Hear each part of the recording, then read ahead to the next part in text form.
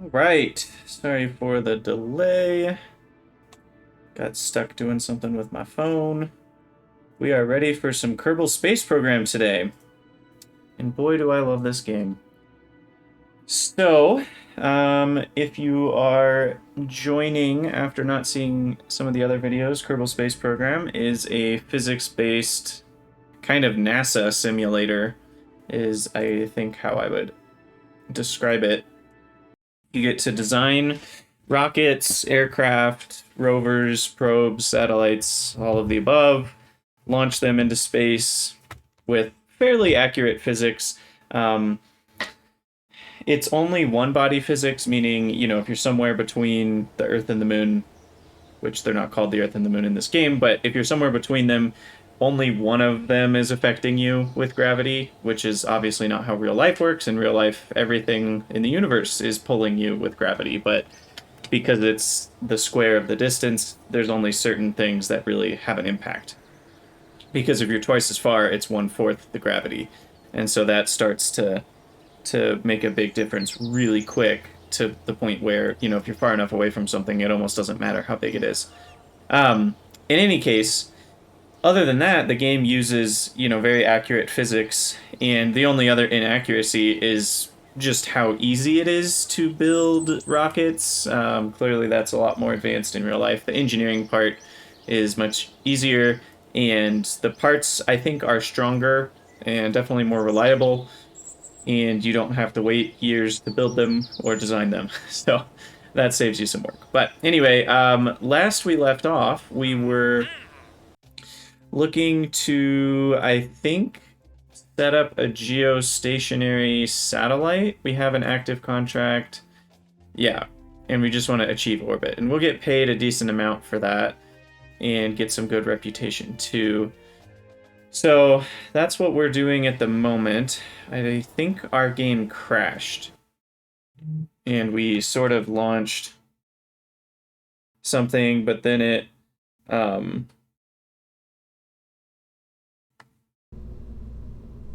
like reloaded into this screen, but the screen was entirely black, and I don't really know why that was, but I think it was the lightning bug that we were working on. And sorry, I gotta respond to a text message real quick.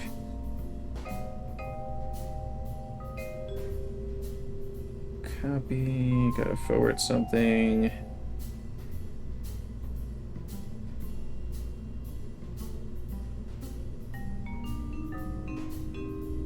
All right, so I did make a change. I made a couple changes to the game. I think I changed. Oh yeah, I did install the ComNet consumptor. And so these antenna will now use electricity to run. And it also added in some new antenna. So it looks like we've got a new one unlocked. That's a direct 20 million. I don't want that. Let me just double check I don't have any other relays. Looks like this one is still relay, 20 million, combinability, 3/4. It's a really complicated formula for the combinability, but basically it adds up the sum of all the relays and then takes it to the power of 0.75, which reduces, they don't just all add together. But that still seems to be the best one, and it says, let's see, ComNet consumptor. When extended, 0.1 electric charge per second. So that is going to be 6 per minute, which this says 6.1 per minute. And I have 8 of them, so 8 times 0.1 is 0.8 electric charge per second. These can handle 1.6 per second. So as long as I spend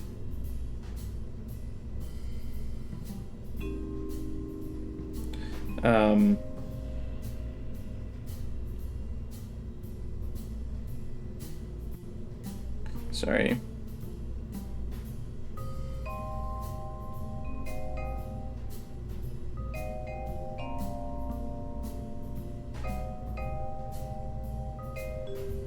Sorry. important text messages come in once in a while. So I have enough solar panel that if only 2 of them are receiving, which in general, this is actually a really bad way to arrange your solar panels unless you face the probe towards the sun, because if it's coming on from the side, you're only going to hit 2-ish solar panels at a time. So you really want to angle your probes properly towards the sun. Regardless, even with only 2 of these receiving, the charge rate is going to be 3.2 per second, which is far above what I need at 0.8 per second, even if half the time it's, you know, behind the turbine or whatever. So then we've got enough charge rate that I'm not worried about that. It's the amount of batteries that I do need to worry about. So what we want to do is use this ampere dark side calculations, which I have in my my own little spreadsheet as well, but this works pretty well. Now this says kilometers, it actually means meters. So our geosynchronous orbit is going to be, shoot, what was it? 86, hold on, let me pull it up. I still have it entered in. It's going to be 8968 kilometers. So then we plug in 8968110 meters, and here 8968110. So it's telling me that the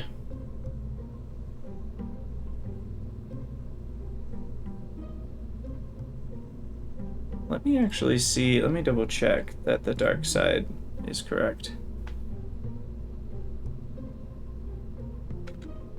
on my own little calc here.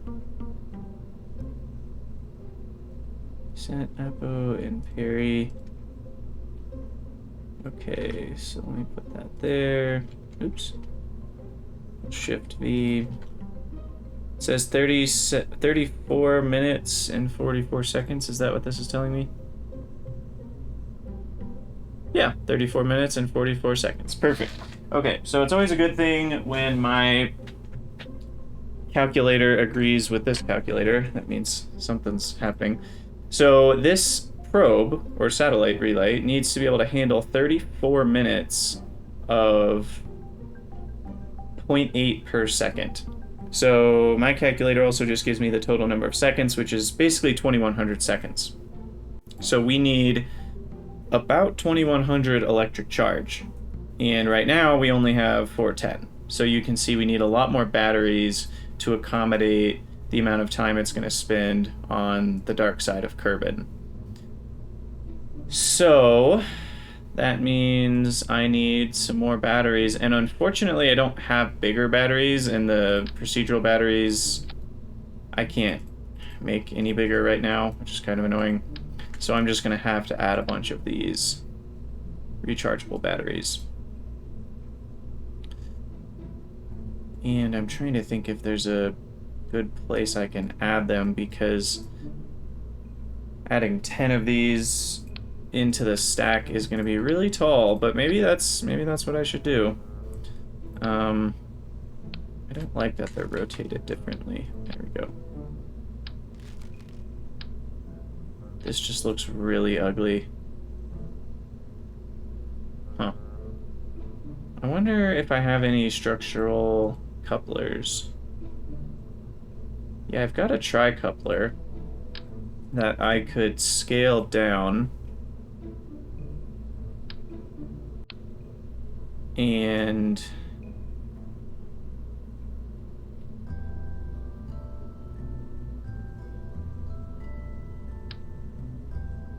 let's see, that's not what I meant to do. Oh, it's the smart tank thing, that's right. Could put like a little stack on each. And then I can't remember if I have recouple enabled or not. That's another important one that allows you to Let's see, we want to take off symmetry. It allows you to recouple something like this. I don't know why it's not lining up. There we go. So I think I don't have recouple enabled, so I'll want to do that. But it allows you to essentially reconnect this to all three parts. Otherwise, it's technically only connected to one of those, which is kind of annoying. But, you know, this way we'll have plenty of electric charge without it taking up as much vertical space. I'm not sure if I like that, but it does kind of look cool. But because I don't have recouple, I don't really want to build rockets like that at the moment. So we'll go with what we had. And I'll just have a long stack of batteries on the top. So we said we needed 2100, so I think 2400 is a good amount. Gosh, that's ugly. How else can I do this? I could put some on the side, maybe. Do I have the tiny strut yet? I don't. Hold on, let me save this and see if I can go get it. There is a little tiny cubic structural piece that I tend to use because it only weighs 1 kilogram. It's probably in here. Yeah, that one. So that allows you to connect things pretty easily on the outside.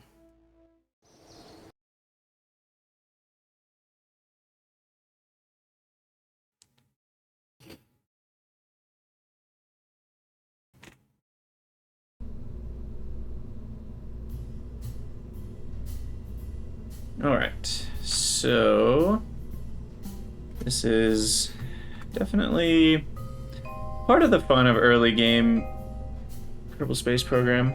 At least I think so, is figuring out how to deal with the early game when you don't have all the parts that you want.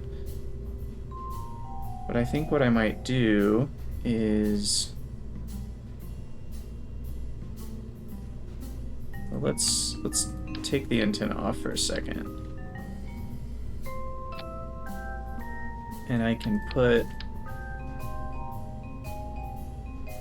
some batteries on like this, and then you can sink this in so it kind of meshes better with the surface. And that'll at least make it 4 batteries shorter. I have a feeling I should actually... Part clipping enabled. Undo, undo, undo, undo.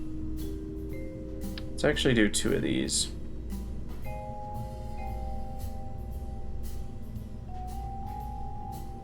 Yeah, I like that. So we'll take 4 off, take 4 off. And then offset.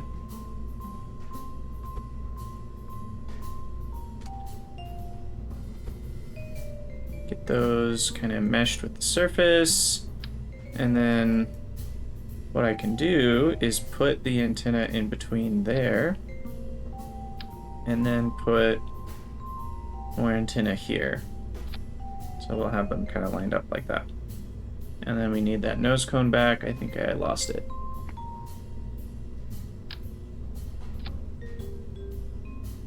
So this should have enough electric charge to handle the dark side transit of Kerbin.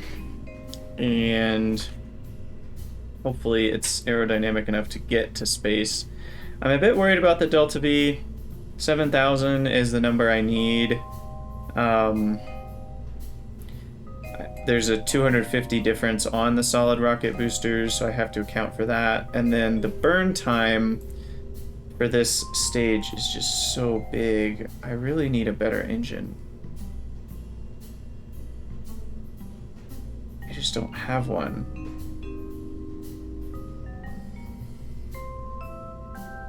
Let's see, the torch has 55 kilonewtons, this has 25. Maybe I should just use the torch. It's less ISP, but It'll get me more. Huh. Trying to think if this is good enough. This burn time is just way too long to get into orbit. So, let me take this off. I might even do a double torch, because I don't have any other liquid fuel engines. That one's 270, so it's even lower efficiency. But it is 100 kilonewtons of thrust. It's actually less efficient than the torch, though. It weighs 750 kilograms, but can only thrust at 100 kilonewtons. Whereas this one only weighs 29, can thrust at 55. So 2 of these would be better in every way. So the Valiant is just kind of bad. Like, I don't really have a great reason to use it. And that's the other highest one I have. So we'll use some torches. I will get a bicoupler. And this is what I like about tweak scale. This is one of the places that I like to use it. And then this procedural liquid tank, we're gonna stop matching the size. And auto fit turn off so I can get this all figured out. I think I will just make the diameter a little bigger. Unfortunately, that messes things up that were already attached to it.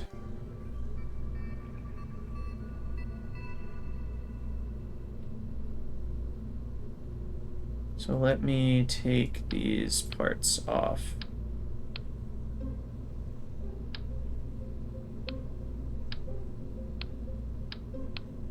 And then we'll get this figured out.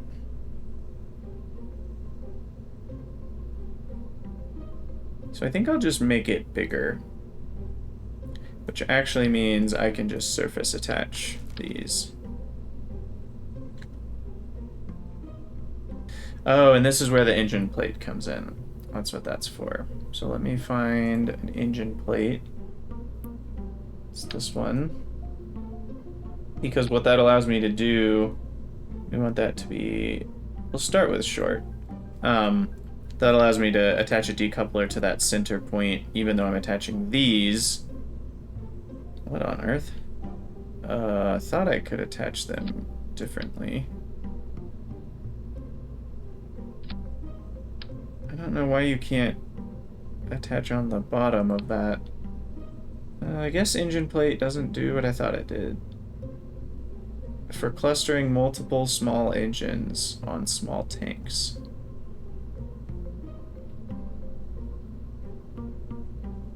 Attach nodes. Single, double. Oh, there we go.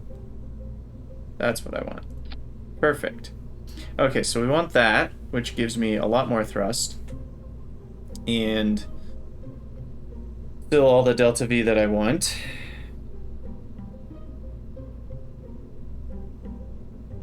Oh, shoot. That wasn't even the... Oh, gosh. It was this one that was the issue. I was actually fine having this stage be a pug. Because this is the final stage anyway, so I want this to be lighter and more efficient. This is the one that's for the getting into geosynchronous orbit. So I'll save that for later. We'll put this back on. I think I can make this shorter.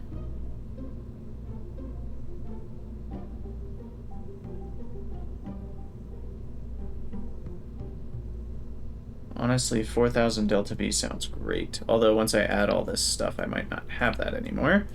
But let's find out. I also need a little adapter. Let's see, this one, the short one. Okay, so we got that.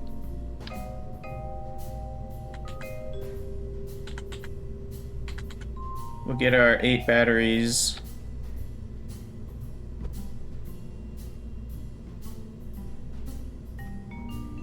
Cool, cool. Okay, I like it. And then what I can even do is just attach these to the batteries. And then we need some solar goodness, which I can just put kind of in between those. And that should handle it. Delta V went down quite a bit. So let's maybe make this a tiny bit more. Let's go for 2500 Delta V on this stage. Now I did a thing. I don't know if I've mentioned this yet. I changed the reaction wheels to be less powerful. So you can see they're only 0.03 torque, which is a tiny amount. I did that because reaction wheels are overpowered in general. But if this thing weighs 3 tons, I'm going to need more than 0.03 torque. So I could use monopropellant. I think this is still a small enough probe that I'm going to put some little radio gyroscopes on it. Let's see, 0.25. So I'll just put a couple of these guys on.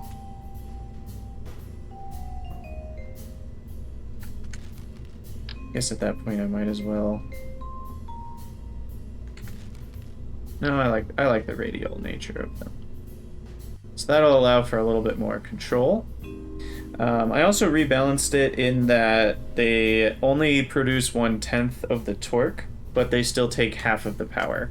So they take 5 times more power relative to the torque they're producing, and they only produce 1/10 of it. So that really nerfs reaction wheels. They'll still work, but they're just really overpowered in the stock game, and I don't love that. Okay, so then we'll reattach this. And then the issue with this stage is the pug here. So we'll take our engine plate, plop it on there, and that should help with our second stage quite a bit. Yeah, the burn time's down to 1:52. That's more what I'm looking for. Our total delta V has dropped down significantly though, because it's a less efficient engine and there's more engine weight. So we're gonna make this one longer.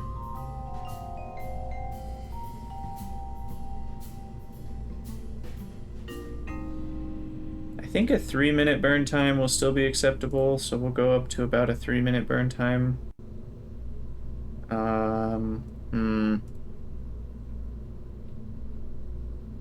Let's go a little bit further. And I'm actually going to add a third engine. Gosh, that's a huge... Oof, I don't know if I like that.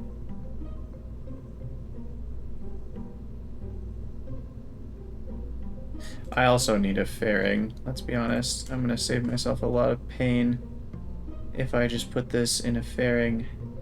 Have I not unlocked fairings yet? There they are. Procedural fairing base.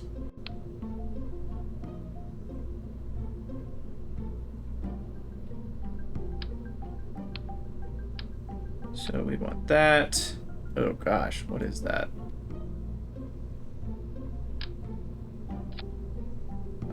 Why is it so fat?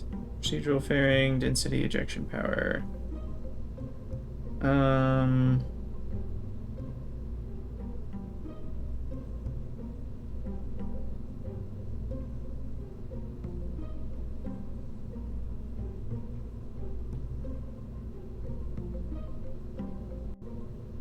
Nose start, nose end. Oh, that's cool. Okay, nose start Y. So that changes that. Ooh, that's a cool shape. Nose end X. Nose end Y. Huh. Nose to height ratio. I just don't know why it needs to be so wide. Nothing is going out that far. So that's weird to me.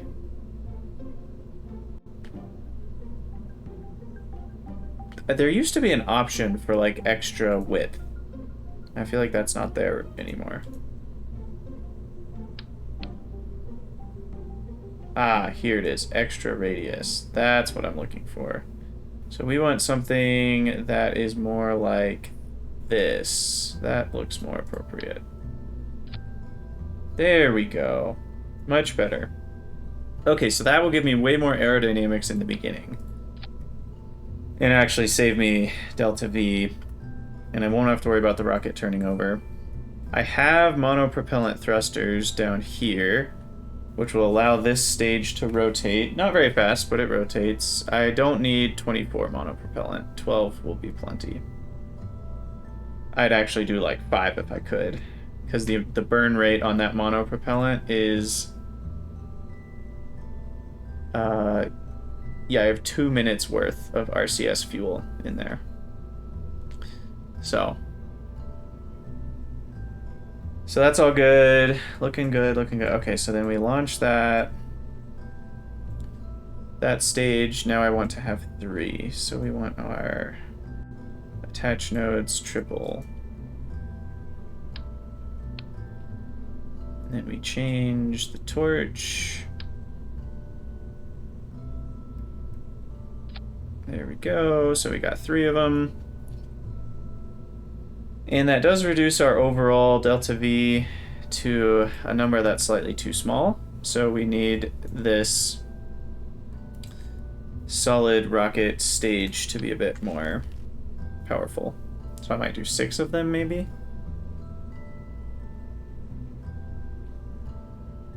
What options do I have for solid rocket? I think this is the biggest one I have. Yep. And a liquid rocket lifter is just a bad idea because I don't have any powerful engines yet. Switching to unkerbal start versus probes before crew. Unkerbal start has you start with smaller engines, whereas the probes before crew is a bit more like the stock game, where you kind of start with the medium-sized stuff and the small stuff is actually an upgrade, and that's a little different than what we have here. Okay, so that puts me well over the 7K that I need.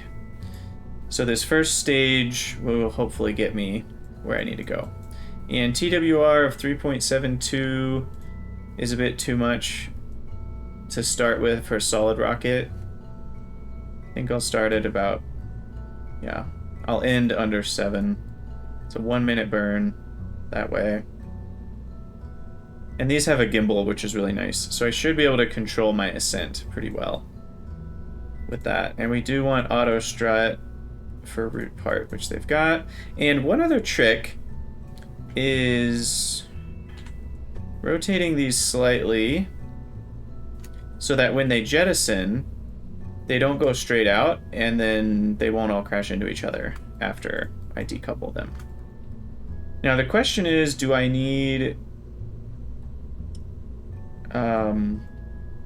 fins on anything? I think the answer is no, because of the fairing on the top. And we actually want this to be in line with the ship itself, so because that way it'll stay more stable. So I think right around here is the most stable I can make it. And we'll put some stability enhancers on it. Guess I could have them attached to the top here, but we will need an extending. Although, will that just run into itself? I can't remember how that works. That might just run into itself, so I might need to attach them to this.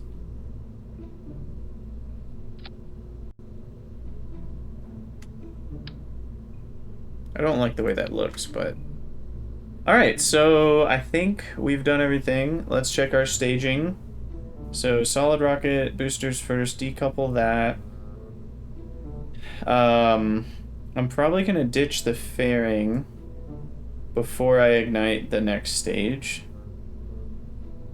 Decoupling force also. Ejection power, we can have a little bit down on that. Then I'll ignite those torch engines. Then we will... the engine plate doesn't need a decoupling stage disable staging.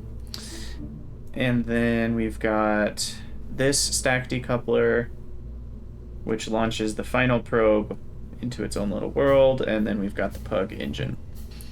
So that should do it. Hopefully there's enough delta V in all of this to get our geostationary satellite going, and that will give us ComNet connection with a much larger sphere of influence.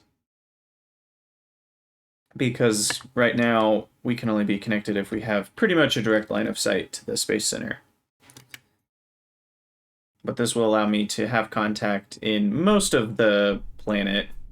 If I'm on the direct other side of the planet, it still won't work, so I'll need another satellite. But this will do most of what I want to do. So I'm going to do a save. This is going to be pre-geosync 1. So we've got that. If this doesn't go the way it's supposed to, I might load that. But yeah, I mean, I think we're ready for launch. Am I forgetting anything? I don't think so. So let's go for it. If I remember correctly, these don't make sound for some reason. I blame the new patch. Okay, there it goes. It is making sound.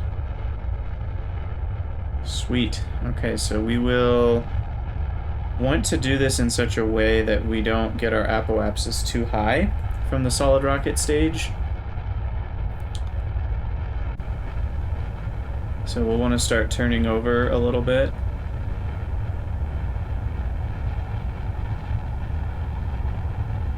Not too much. It does feel like I'm a little unstable here without any fins on the bottom, but the gimbal is enough to control it. It's a little bit squirrely. Ooh, definitely some squirreliness to this.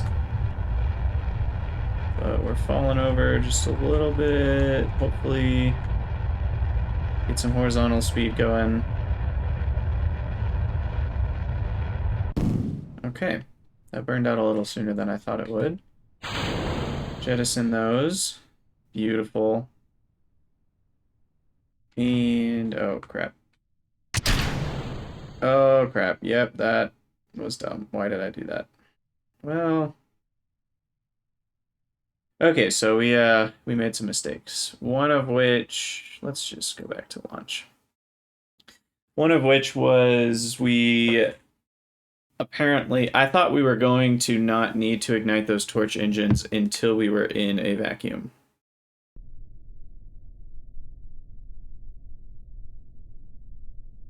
And that's not true. So we're going to need to switch the staging on this so that we do the engines before the whatever that's called. And then I'll actually ignite the engines on the same step as decoupling so that it won't turn over, because those will have some gimbal that will allow me to stay oriented. So I don't need to turn over quite as much as I thought I did. I do want to turn over a little bit, but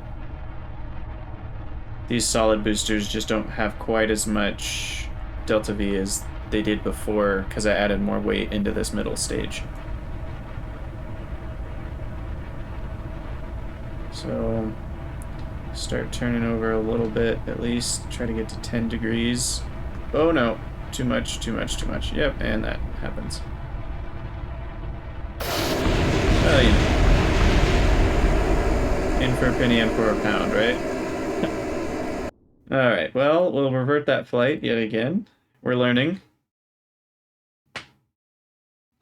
I still think I can do this without fins. I just need to be a little more careful. It's definitely not massively aerodynamically stable. Later on, I like to build rockets that don't need fins because they're just so streamlined. But this part at the top jutting out is adding a lot of drag compared to if it was inline. And I really like inline fairings where it doesn't make the rocket any fatter at the top. Okay, one last time. Oh, and we need to switch this. There we go. And do that. Okay. So I'll wait a little bit longer before I turn over, and I'll be very gentle. I'll just give it a couple degrees right now.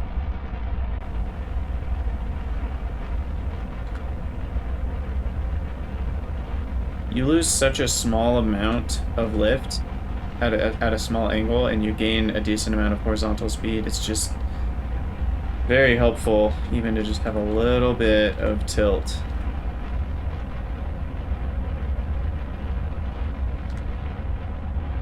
I'm just going to stay inside of the prograde circle, which is about 5 degrees off of my actual direction. And then that stage is done. Our apoapsis is a little higher than we wanted it to be, but that's fine.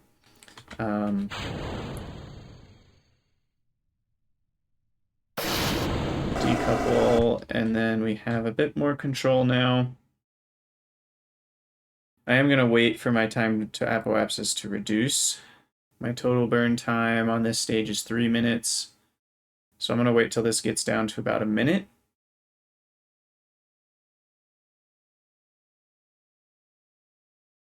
And I wish I had prograde, but I don't. And we're at the point where I can jettison the fairing. So I'll do that.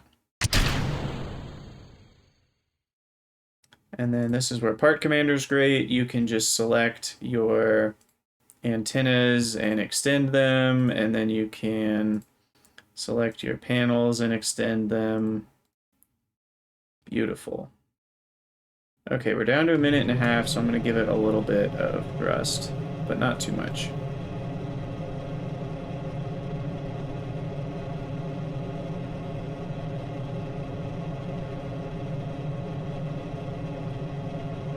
Because really what I want is mostly to be thrusting sideways, and this is still a decent amount of up.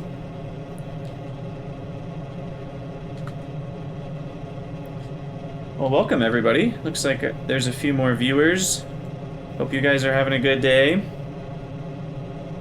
We're just trying to get our geosynchronous satellite in orbit for some more ComNet connection at the moment.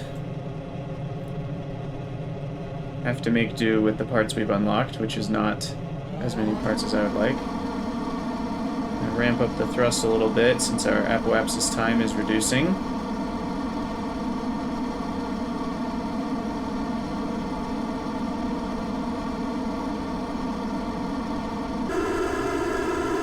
Okay, I'm just gonna go full thrust at this point.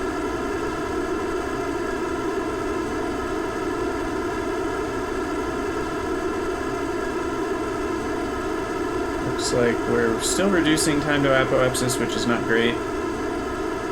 We want that to be increasing, but I think we'll be okay when it's all said and done, I hope.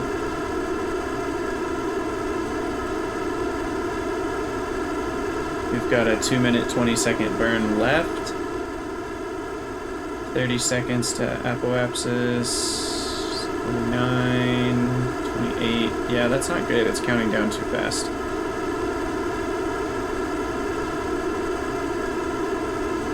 We'll see if this works. This stage should be enough to get me into orbit. So I'm gonna keep a 5 degree above the horizon thrust here.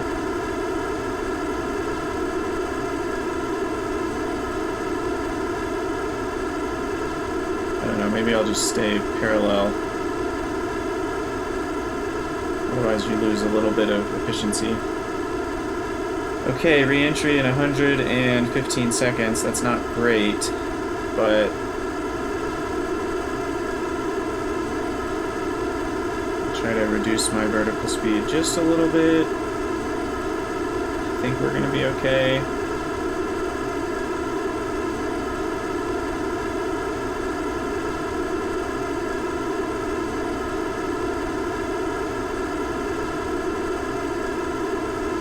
Because it's okay as long as our periapsis gets raised above 95,000.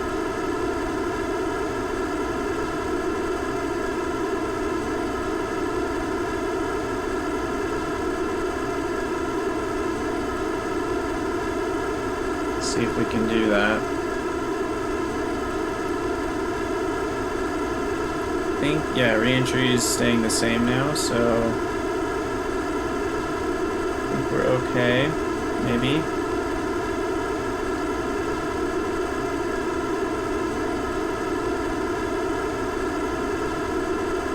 asynchronous, maybe. My vertical speed's reducing. That's a good problem to have. I only have 450 meters a second left, though, so this is maybe too inefficient. I might not make it to geosynchronous orbit. I definitely lost some efficiency in this stage. Okay, well, next stage is a go. Get rid of that thing, and here we go.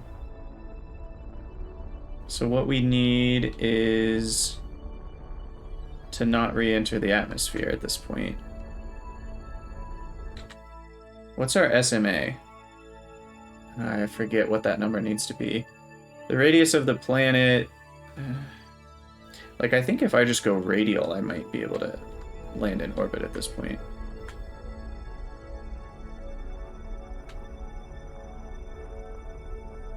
Which reduces your apoapsis but increases your periapsis. Let's do a mixture. Because we're trying to fight that negative vertical speed that we have right now, which will keep us going sideways rather than down. Let's see if we can actually accomplish orbit and still... Nah, we're not going to have enough delta V. Dang. Well, it won't be geosynchronous, but it'll be good enough. Alright, there we go. So we have 1926 delta V left, and my calculator says what? Let's jump to the calculator for a second. KSP counts, there we go. So currently my orbit is between 131 and 96. So let's call it, what's the average of that? 130 and 95 averages out to like 115-ish. 15,000, 15,000. And then I'll make this a little bit bigger. So it'll be easier to see. So then this is the apoapsis that we want. Total cost is 1919. And we have that, I think. Right?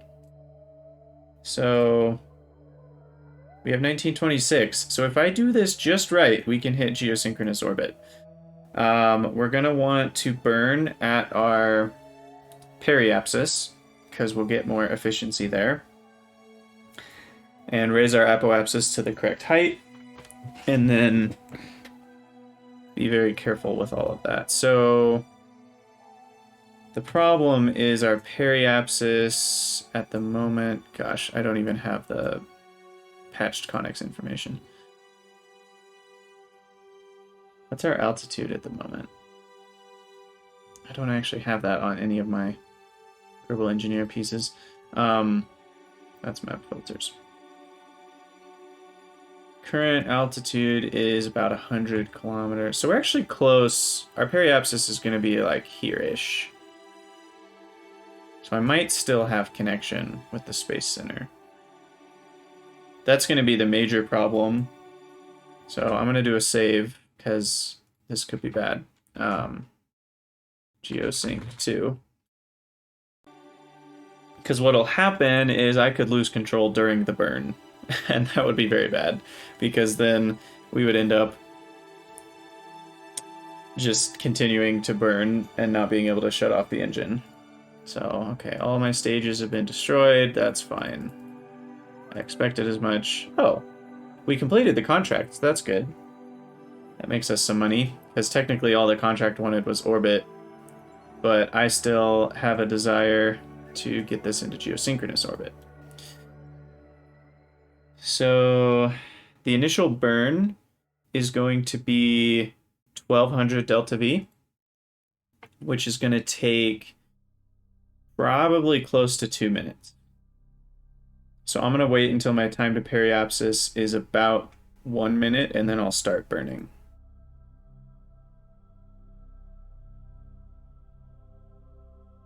And hopefully that will be enough? Guess we'll find out. My maneuver node will be, which I can't make yet, but it'll be slightly below the horizon. Oh, sorry, I don't have the follower alert.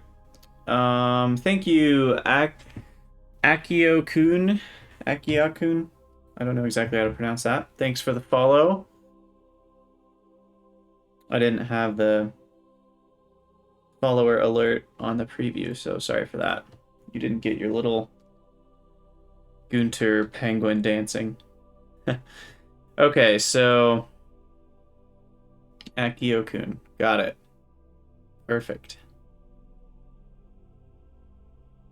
So time to periapsis at 1 minute. We will start our burn, and we're heading for an apoapsis of 8968110.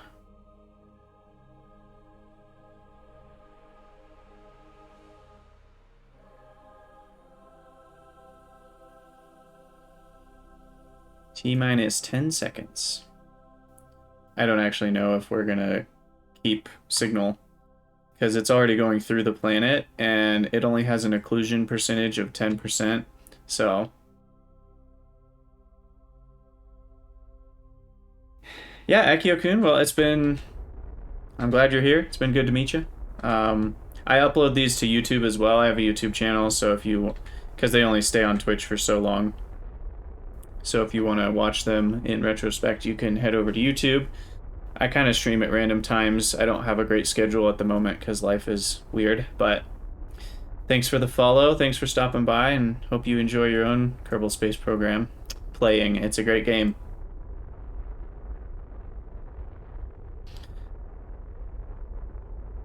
Alright, so still trying to get to an orbit of 8968.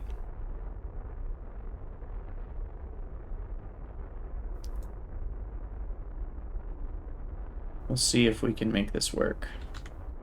I have very little margin.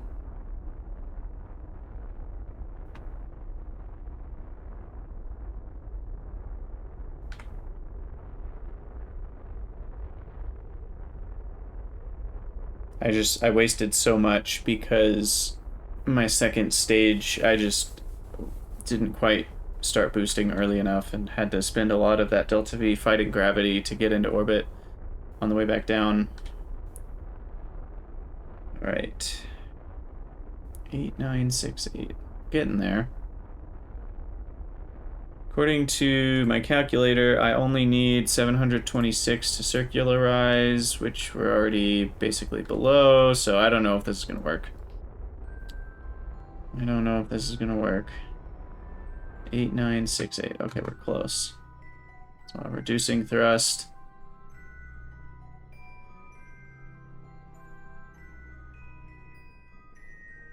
Eight, 968.1.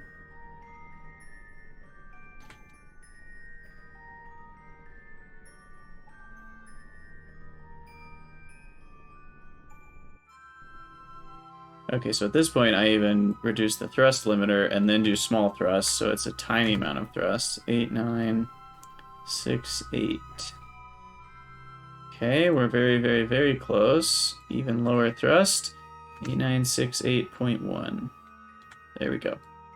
Alright, so we don't quite have enough fuel according to the calculator, but we have enough that it'll be very close to geosynchronous orbit, so that's good.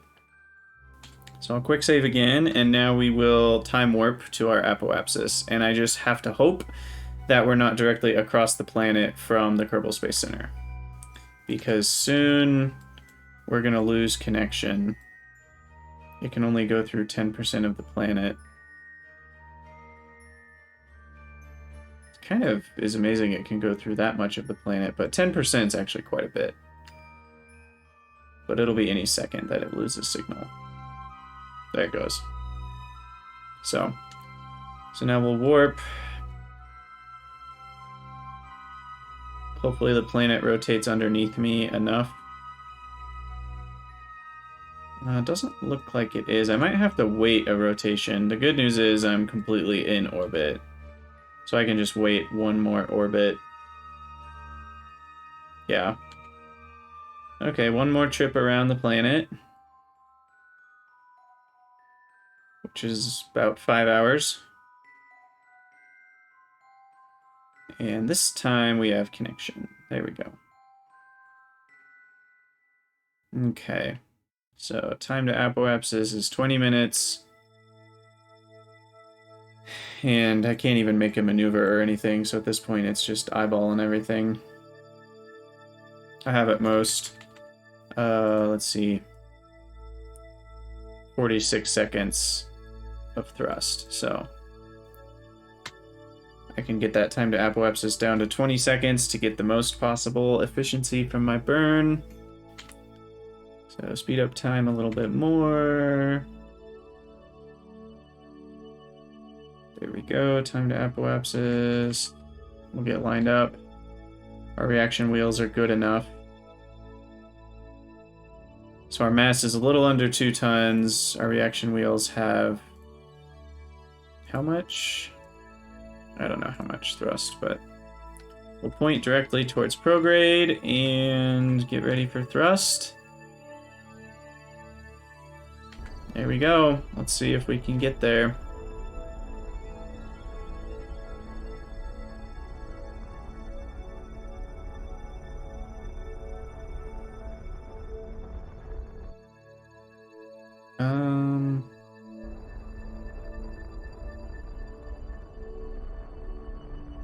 Let's see. Sorry, I saw the orbital period, but I forgot it's supposed to be longer than a day.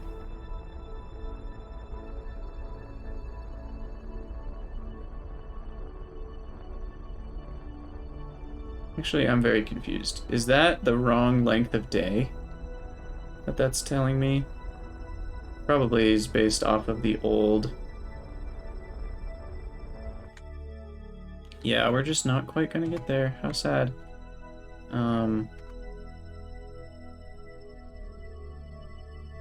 Oh yeah, it even shows me geosync here. Oh my gosh, this is as close as I've ever seen anything. Are we gonna make it? Holy crap, we're gonna make it.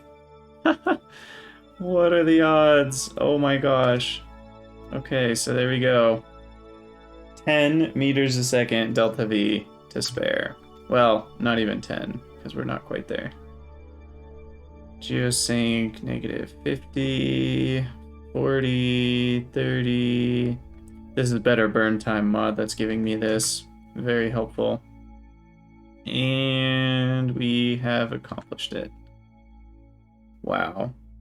The way that you can get even closer is if you make your burn mostly radial or anti-radial, it won't change your semi-major axis. So if you're just half a degree off of radial with your thrust limiter at 1% and you do a tiny percentage of thrust, you can make absolutely minute changes to your orbit. See, we're within 1 millisecond of geosynchronous orbit, which is pretty good. I didn't need to turn around to do this, but I'd like it to be at exactly 0 milliseconds. So we're going to get there. There we go. We're within a millisecond of geosynchronous orbit with 11 meters per second of delta V to spare. I can't believe that worked. That's awesome. Okay, and then the SMA is the number that matters. And according to my calculator, well, I don't actually have that. That's unfortunate. Let me turn the calculator back on real quick. So this is our apoapsis and periapsis that would give us geosynchronous orbit. And the orbital period, I believe, is based on your SMA. And so what we need is a very specific SMA, which is called the semi-major axis. And we want it to be that number plus, is it plus the planet's radius? I think. Because you're that distance above the radius. So if we do, F17 plus F5, then that's the SMA that we want. 10.568.110.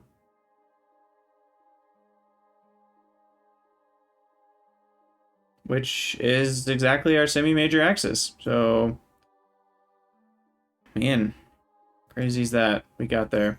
And there is another mod I have. Oh, do I have it? I might have forgotten to install it. Let me turn off the KSP calcs here. There's one called Station Keeping that allows you to set the semi-major axis once you're within a certain percentage of it. It'll just kind of spend a little bit of fuel and correct it to be exactly that. So that, you know, like if you get a station within a few seconds, rather than finagling like I just did to try to get it perfect, you can set it to be actually perfect. Like it'll modify the craft file so that there's no weird decimals or anything to be exactly geosynchronous, which I like to do because sometimes you have like trips that take 10 years later in the game when you're going to a really far away planet, and 10 years is enough where even a 1 second difference can mess up your stuff. All right, we've accomplished it. Geosynchronous. This craft has plenty of electric charge, and it has, let's see, where's that mod? Antenna helper is what I'm looking for. It's time warp. Where is it? I actually don't know where it is. I guess there it is. So lightning bug has relay power of 95 million meters. So we'll just have to keep that in mind when we're designing something that goes to the moon or Minmus, because it'll have to be able to talk to this. And we also have to, oh yeah, there we go. I don't know why, oh, it's over here. Configure visible buttons, antenna helper, scan sat maps. We probably want all of these. This is the mode where I'll use ScanSat the most often. Lock position, put it in the corner, lock position. Anyway, this shows me the radius based on, I think based on, well, the DSN distance currently. But what I can do, I'm trying to remember actually. Oh yeah, I can set what I want to connect it to, and then it'll show me the circles. So really all I can do right now is measure how far this ship could be away from the Kerbal Space Center, which is decently far. But so if another craft had the same power as the DSN, which is 2 gigameters, 2,000, million meters, or 2 million kilometers, then this would be their connection range. So anyway, all right, let's head back to the Space Center. Or actually the tracking station. I don't think I have station keeping loaded up. I'll need to get that one, because I do want to make sure this is in perfect geosynchronous orbit. And you'll notice the orbital period is almost 2 days. I think that's because JNSQ doubles the day length to 12 hours. And Flight Engineer doesn't know that.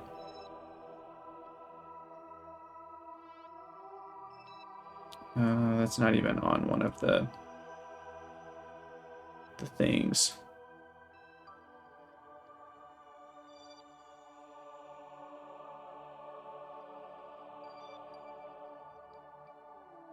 Separation at approach, relative speed at approach. Why is all this in rendezvous? Huh. Anyway, so yeah, Lightning Bug is now in orbit, and the station keeping mod would be showing up here, and it's not, so yeah, I just don't have it. That's okay. I got within a millisecond, so At most, it's half of a millisecond off of perfect geosynchronous orbit, which means after 1,000 orbits, it could be off by half of a second. Every 2,000 orbits, it could be off by 1 second. And 1 second is only, you know, the orbital time.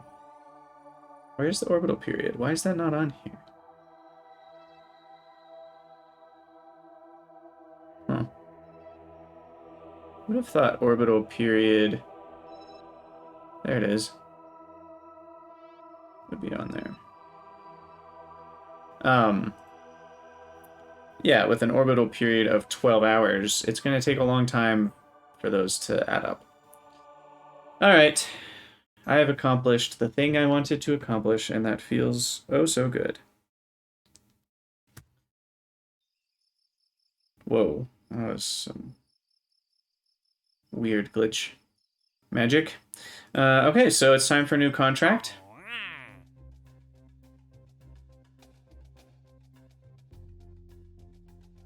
And what can we do now? Career evolution, early space program, reach orbit and return is fairly low reward for that. We've already done that even. So I'm not sure if I want to do that one. Satellite, a polar satellite. Polar orbit would be cool. That's a decent amount of money to make. Moon exploration. Fly by the moon. That's a pretty juicy amount of money. Minmus, same story. Wow, that's a lot of money. Huh. I don't even have to have connection, so I can just set it on an intercept trajectory and forget about it. But I think what I want is science, actually. I don't know if... Those don't even provide science. I don't get a lot of science from contracts, so... Also, ScanSat, I guess I haven't unlocked the parts yet. There's another unmanned mission to Minmus. I think I need to collect some more science because what I really want is this one. Really, both of these are important because this gets me the swivel and the Reliant and even the Kiwi, which is a Space Y part, which is a much more powerful engine with the same 1.25 meter size. So, and then this gets me the Spark, which is a good engine for small probes. It's kind of like the Torch, but slightly smaller and less thrust. And then the Terrier, which is the classic landing on the moon part, provides a good amount of thrust to weight ratio, along with a crazy 345 ISP. So that's a very important part. And so I need 180 science for those. I don't care as much about all this because I have the procedural tanks anyway. Yeah, I don't care about a lot of those. Landing will be important once I want to actually land on something. I'm still launching probes at this point. Better fairings is good. Wings, I'll probably care about at some point. But these are like the structural wings, which I don't need as many of. Heat shields will be important. Service bays are good. And then we can finally do a manned mission once we do that. This one gets me ScanSat parts. And a mobile processing lab, the miniature one. I got a mod that adds there's 3 different ones, and the Bon Voyage autopilot, so I could make a rover at that stage.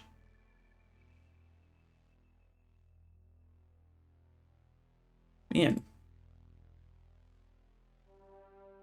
Interesting. I don't like that you unlock batteries, you know, that can hold 1600 electric charge, but then it only gives you procedural batteries that can hold 300. I think I'm going to change that in the CFG file. But really, I want more science parts, is what I'm looking for. So that's... Where even is the next science part? It's none of these. Advanced Electrics gives me the GoreSat, which is a space science piece. Precision Engineering is a pretty big one. The Surface Ablation is a good one. And then lots of antennas on this stage. Holy cow. And then the Atmospheric one, that gives you a per biome. So if you fly that around to a few different biomes, that's great. ScanSat parts. The Orbital Telescope is really important because you get a different experiment per biome that you're in low orbit over. So that's a pretty big deal. Because then you can get a ScanSat, polar orbit. The Orbital Telescope over the course of time will see all the biomes. If you're in a polar orbit, you can ScanSat the whole planet.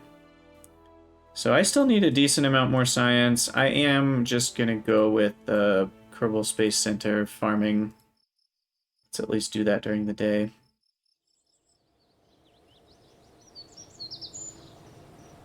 And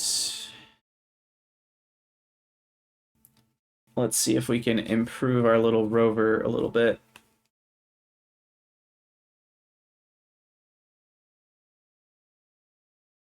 Because I just need more parts to make rockets that don't look like this. Open Grover, where are you?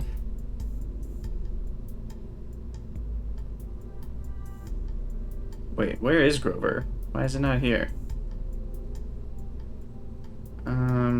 Weird. I swear it was there. Well, guess we're making a new one. I don't know what happened to it.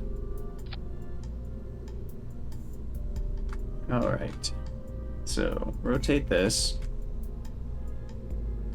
And we'll even rotate it this way so it's facing the right way to start. Then we want structural.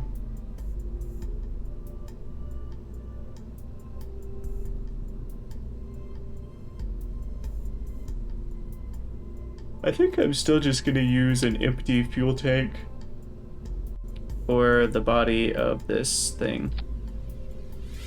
And I can even make it a square.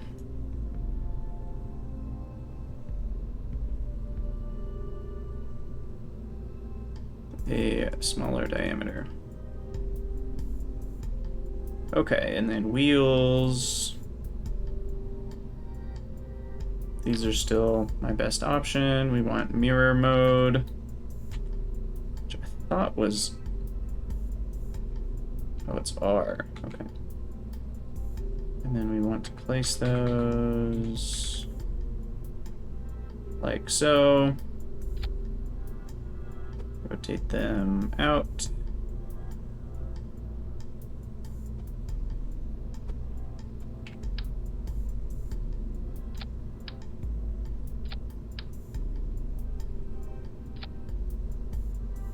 Okay, that should work.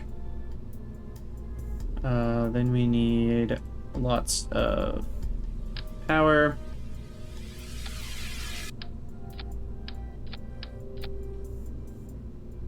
And we'll throw some solar panels on this guy.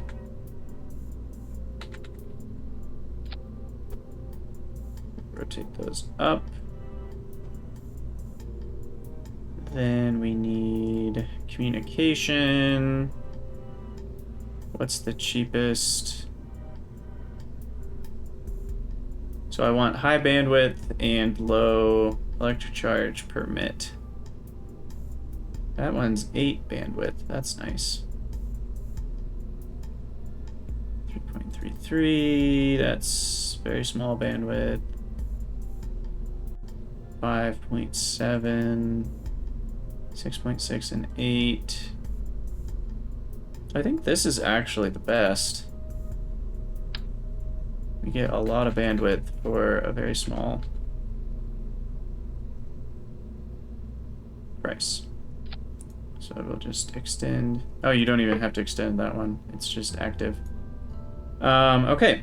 So we've got our antenna, we've got our probe core, we've got our wheels, power. Now we just need a bunch of science experiments. So we'll do the classics, which is the thermometer and the barometer. The magnetometer boom, we can just put right there on the top. Radio plasma wave antenna is in space low and high. We do need an experiment storage unit to be collecting everything. And then, is that really all the science I have still? Looks like it. So then we want a bunch of mystery goos and a bunch of science juniors. Gosh, these things are so big. Let's see. We want the mirror mode. Turn it sideways. We'll do 2 here, 2 here, so we can handle 4, which means we need 4 mystery goos, which should be easy. They're much smaller. Okay, so this can handle 4 separate biomes. Rover, 2.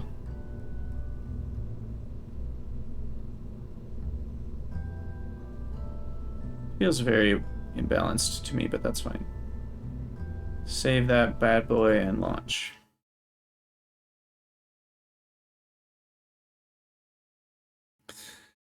So this should get us a couple hundred science.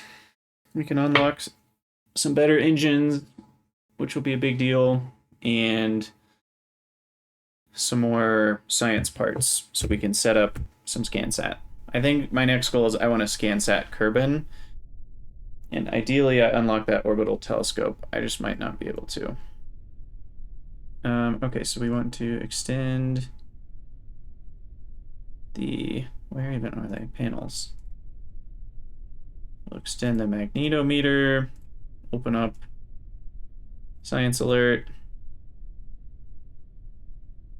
and let's drive. Oh no. Well, is this gonna work? It's moving. This is not what I intended. No, now we're stuck.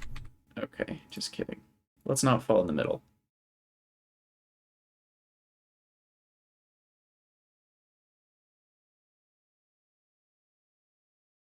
Try again.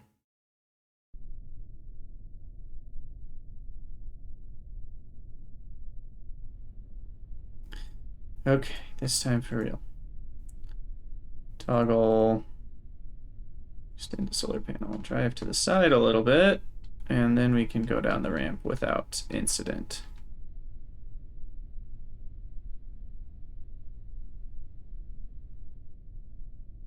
Get a little bit more solar panel action. Looks like we've got plenty of power. It's like a little flower. All right, so last time I got the VAB and it's building. I wonder if those little buildings are worth anything. We'll find out. Can't turn very sharp in this thing or it'll fall over sideways. It's pretty top heavy with these science juniors. Okay, turn a little bit more. Let's slow down. Fly brakes. Okay, let's see if this is still part of the VAB or not.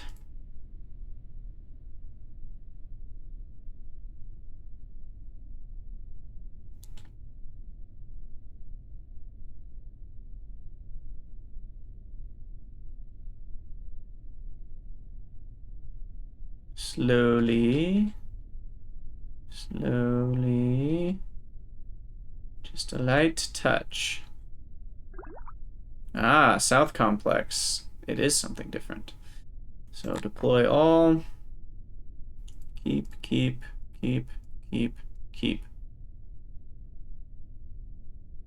How much was the mystery goo worth? That one's worth 12.5. Okay. And then I will store, collect all. We'll drive to the next place, which is the tracking center.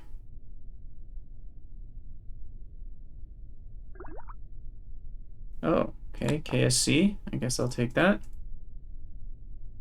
Collect all. Tracking station, deploy all, keep, collect.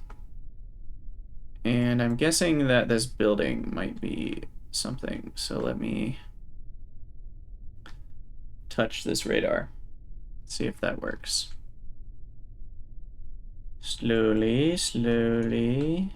Just a light touch. No, that's nothing. Okay. Well, the building will definitely be worth something.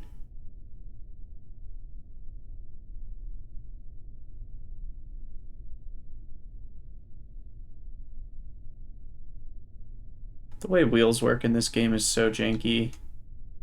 There's like, if I'm not even applying, you know, any power, it just like goes forever. There's no slowing down. All right, hey, there we go. There's a bit more science. Okay, deploy. Come on now. Collect all. Oh, it's the wrong button. Deploy all. There we go.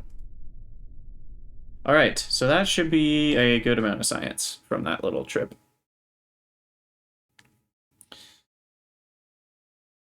We will see how much science exactly.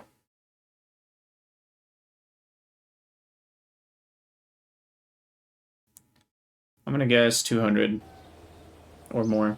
Oh wow, we got 53 bonus from that strategy we have, and 265 on top of that. Nice, okay. That'll help us get started with a real space program. I definitely need these two for more engines. And then fuel systems.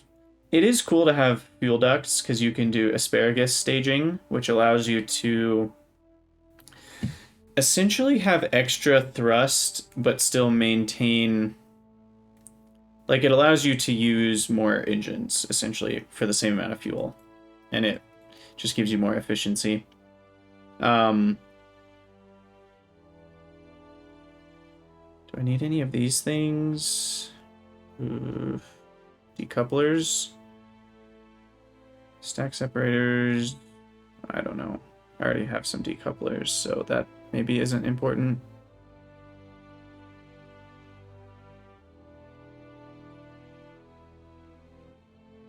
Yeah, I don't know if I need that or not, but subsonic flight, aerodynamics allows for bigger fairings. I really do want that, but that requires me to pay a ton for the upgrade of the research center. So that's not going to happen anytime soon. Let's go with enhanced survivability so we have the bigger heat shield first.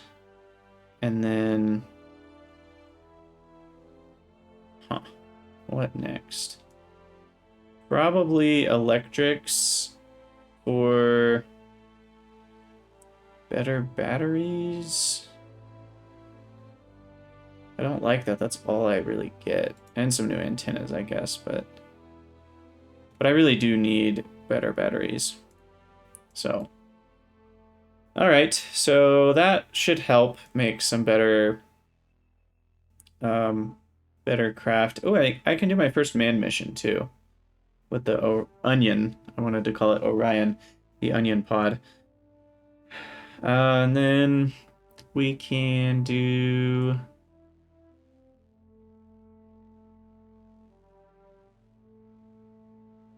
Why do I not have... Hold on. Do I not have a procedural monopropellant tank yet? Did I miss something? Is that in one of these?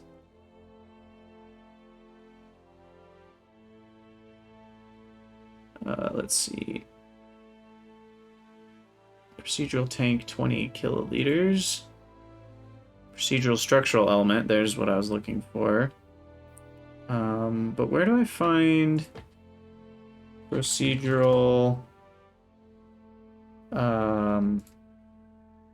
mono propellant? Oh, I am just a total idiot. The procedural monopropellant tank is just the same as the liquid fuel tank. I just changed it to monopropellant. That's why. That's not making sense. Okay.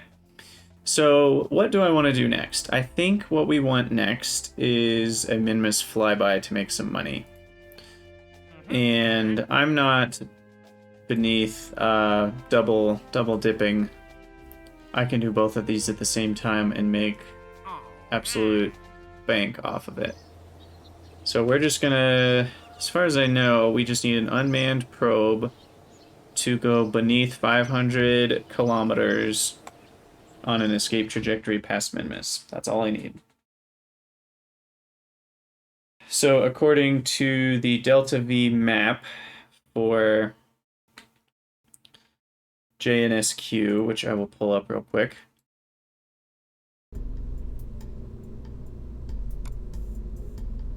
Give me a second. JNSQ, Delta V. Oh wait, that's the wrong. Hold on.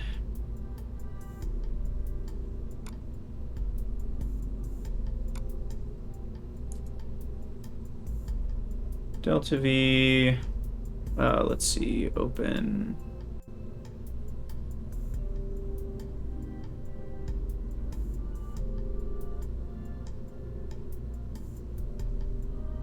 Can I get it to display? Looks like it's not working right now. I don't remember what I have set up here. But the Minmus transfer from low Kerbal orbit is 1570. So, wait, what on earth? That was weird. So what's really interesting is that it's actually less Delta V to go to Minmus than to get to geosynchronous orbit. That feels wrong somehow. But that's right.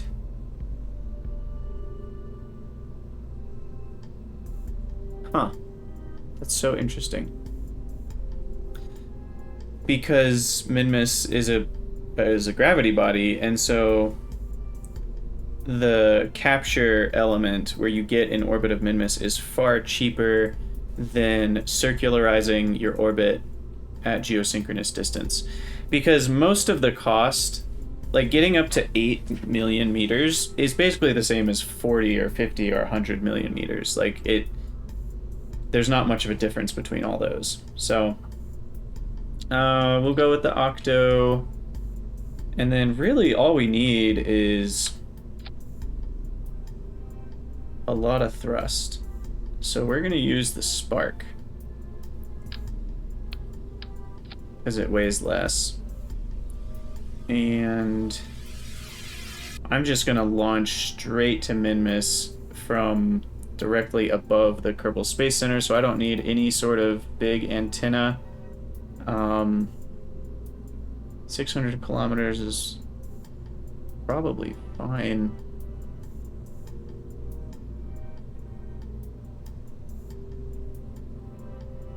So let's go with the one that doesn't have to deploy. Let's just go with one of these. And we'll decrease the diameter here. Increase the length. I think 3000 Delta V is great for this.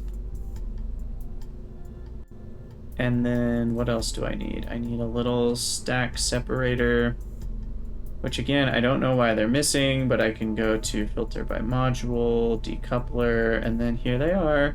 TD06 decoupler. I have no idea why it's not there already.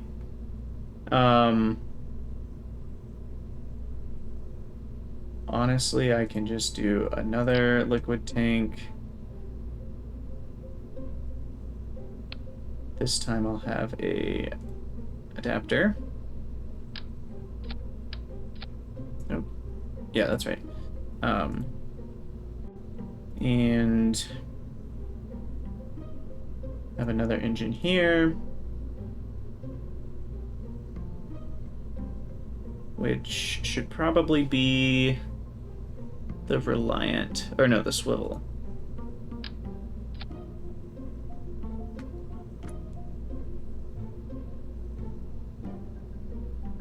Yeah, this will be great. And then I can just make this a bit longer because we've got plenty of TWR. I think anything above 2 is great. And then this alone could almost get there. I'll just put some solid rocket boosters on this and we'll be good to go.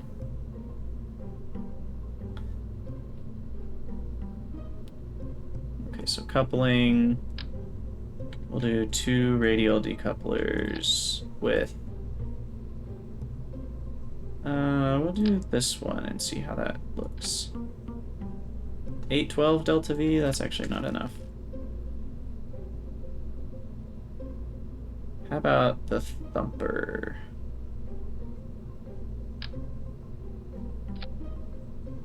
$1260 delta V extra, that's plenty. Okay. So I'll put some nose cones on that.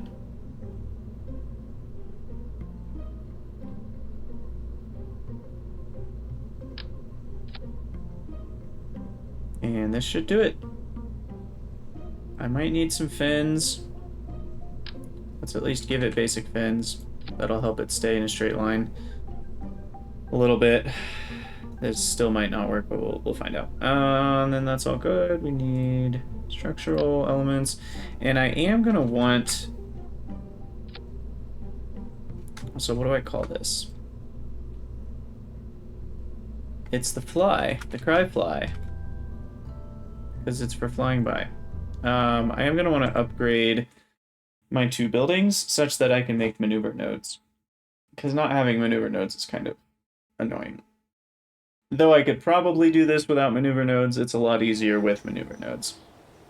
So I actually need to upgrade both mission control and tracking station. And then we should be able to launch the Cryfly.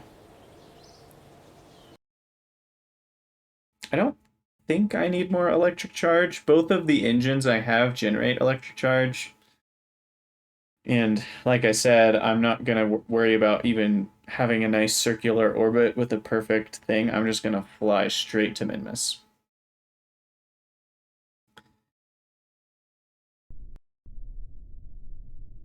And we'll see if I can guesstimate how to do that. So what I want... So let's see, I'm going to go to the east. So my orbit's going to go this way. And it's going to get dragged around. So I'm basically going to go up and then east.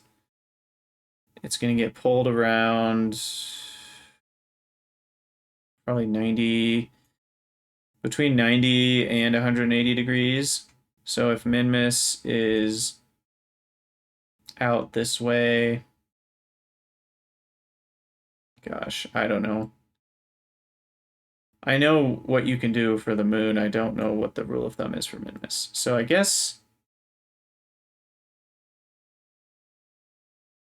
I don't know. It actually doesn't seem crazy to wait till it's directly above. So let's do that. Let's wait until Minmus is directly overhead.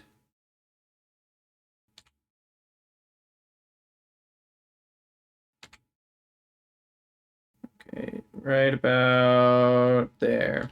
And let's just see what happens. Given how little Minmus moved, I'm going to say it's actually better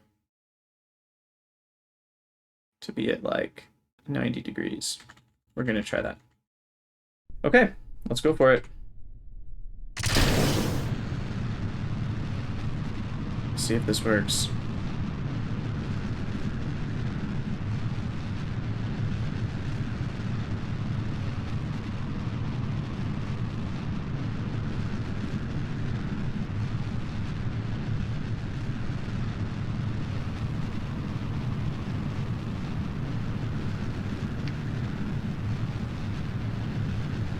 Night flight.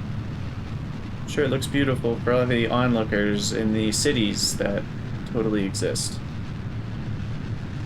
There's only about 10 Kerbals that actually live on the planet. Right? Oh, shoot. Shoot, shoot, shoot. That didn't go exactly the way I wanted it to. Definitely need some gimbal here. Wow. Thought those SRBs might get me a little bit higher than they did.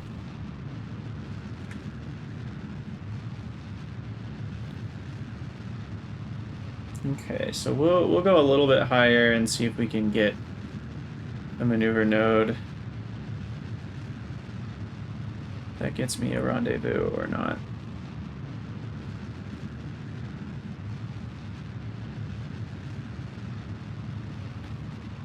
Okay.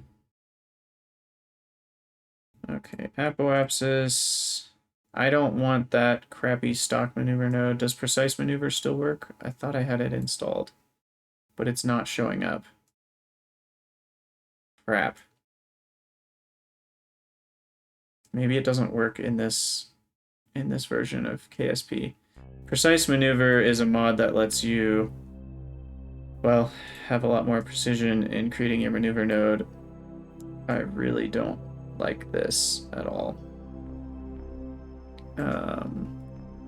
So let's see if we can get this to work. Gosh, this is so horribly ugly. Alright, oh, too much. Bring it in. How close are we to it? Well, that's a moon intercept. Set as target. It's not even telling me.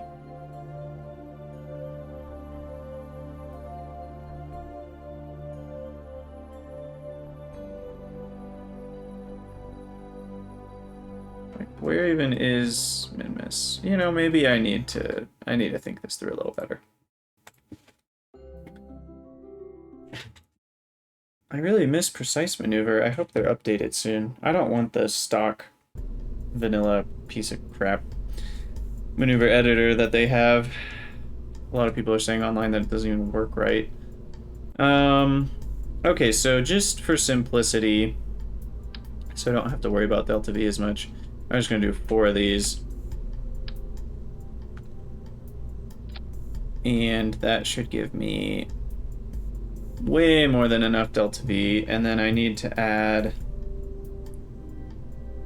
some solar to this. And the Communotron has a range of what? 2 million, which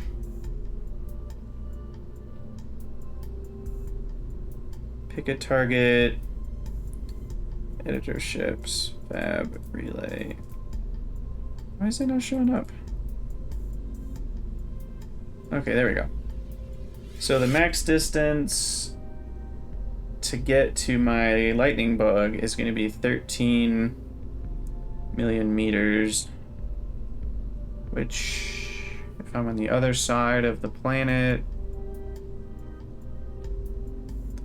about to, yeah, that should be fine. Okay. I should also give this a nose cone. That's probably not helping.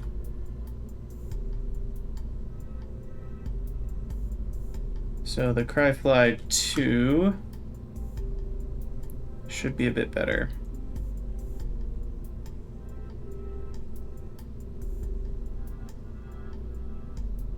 Yep.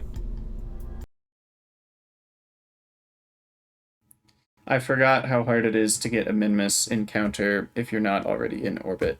It's one thing with the moon. It's another thing with Minmus.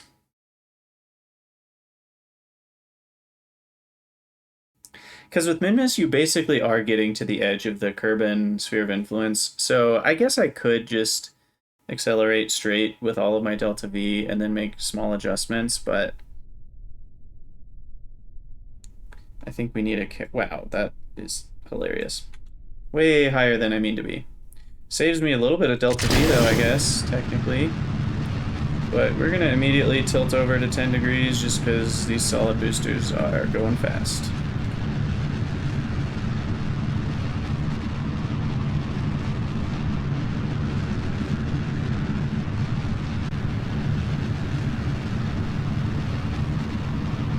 Maybe should have limited the thrust a little bit. We'll see.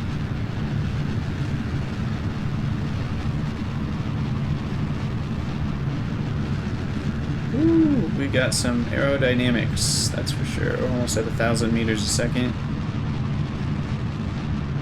Okay. Overall, it looks good though. Lost a little bit there, but that should be okay. Should be okay. Alright, atmosphere is decreasing. So we'll just let ourselves kind of flail around until we get up there. Because with precise maneuver, you could just literally click, add maneuver, you could make it auto snap to where the apoapsis is, you could make it... Ugh, this is just so not what I want. And then you could hit a circularize button and it would automatically circularize for you. This is just garbage. Complete and utter garbage. This is not a good maneuver editor.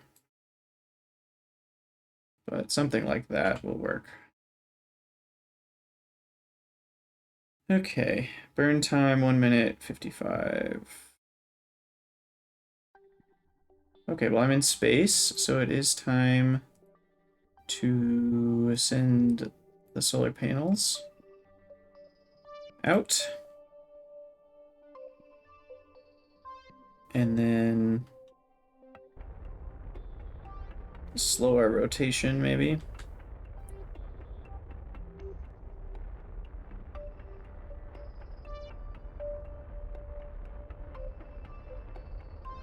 Okay, that's better.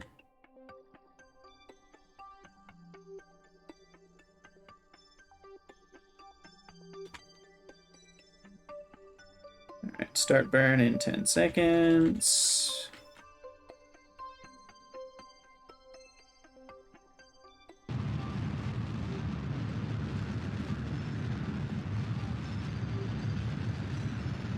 Huh. There's a little bit of thrust torque. I think because of the fin that broke off. That adds a little bit.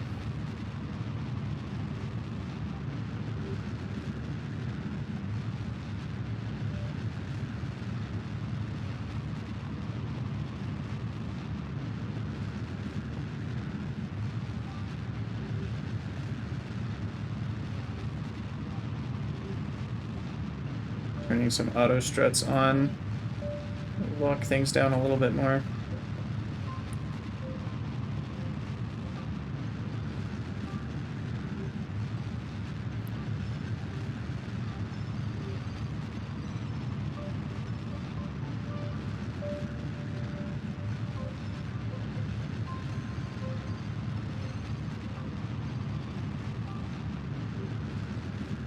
Oh, okay.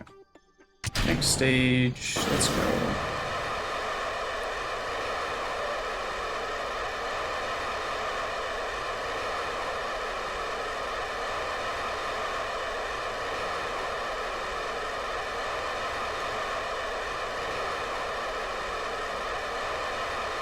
Do not understand why it's wobbling so much, but here we are. Okay, let's... Oh wow, this thing does not have great reaction wheels. So let's just circularize here. One way to do that, not the most efficient, but it's how I do it sometimes, is I just go radial or anti-radial to kill your vertical speed, and then you either go prograde or retrograde, which in this case I'm gonna need prograde, so I'll mix the two here to get the orbit to be circular. Because once you've killed your vertical speed, then you know if you're just going sideways at the right speed, you'll be in a perfectly circular orbit. So we're going for our eccentricity to be as small as possible. And that is about as good as it gets. Okay, so now we have some piece with which we can make a maneuver. And we want Minmus as the target. I do want a rendezvous window here, which gives me phase angles and all that jazz. Graphical maneuver editor. How does that even work? Gosh, this is so...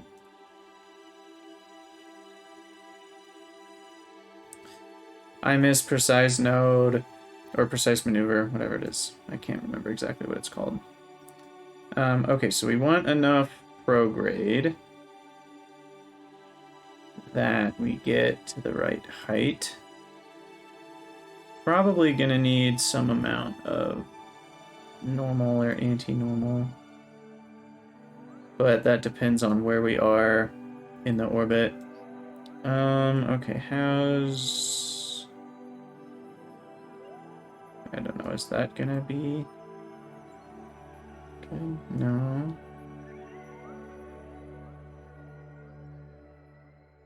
Okay, there we go. There's a closer encounter. So we'll move it a little bit to the side, a little bit more Oop, too much prograde. Yeah, this is not easy to manipulate at all. Gosh, this is so bad. Oh, okay, you can decrease the scale a little bit. That's good. Makes it easier to mess with. We probably will need... Which one is it? Descending node 3.7. 3.5. Okay, that's helping. And then a little bit less prograde. Less time.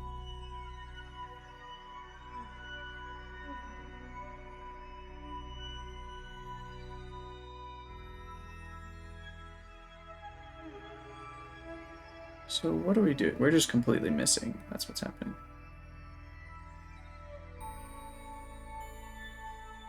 Okay, so let's do that, and then we'll add a maneuver here.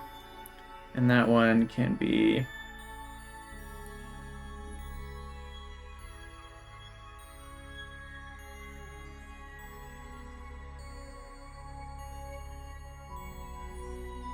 to modify things a bit.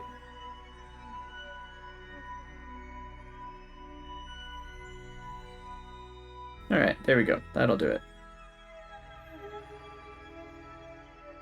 And that second node has a total delta V of like 200, plus the delta V of this one, which is like 1700. That's 1900. We have 100 more than that, so we should be fine. Okay, so I just have to hope I have signal at the time of the maneuver, which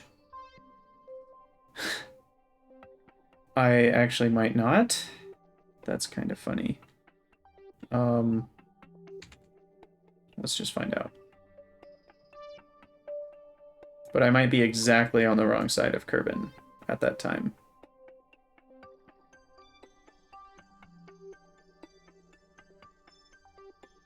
Don't know why Time Warp is so laggy right now.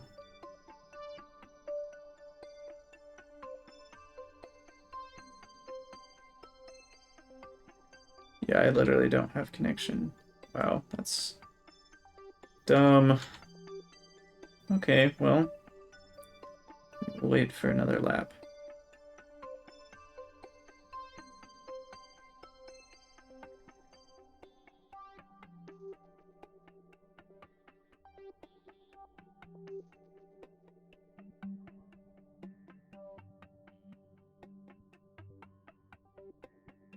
Okay, let's just deal with this here.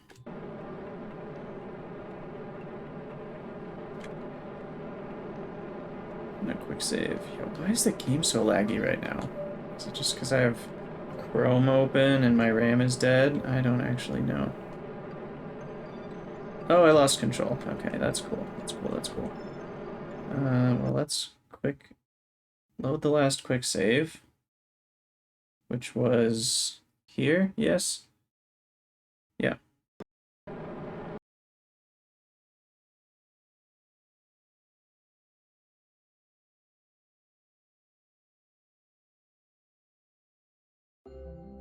Okay, so we'll wait for one more rotation.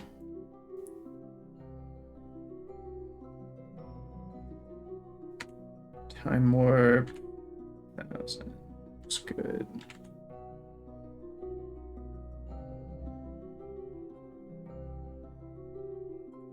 Okay, this one, I don't think we're gonna lose control.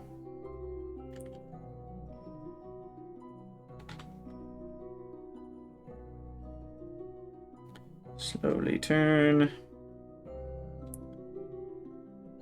A little bit of reaction wheel power, not a lot. 0.03. Whoa.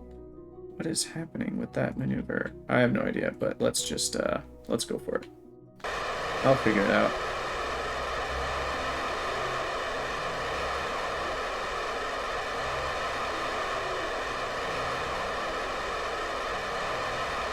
Basically, I'll just raise the apoapsis somewhere in the range of that 140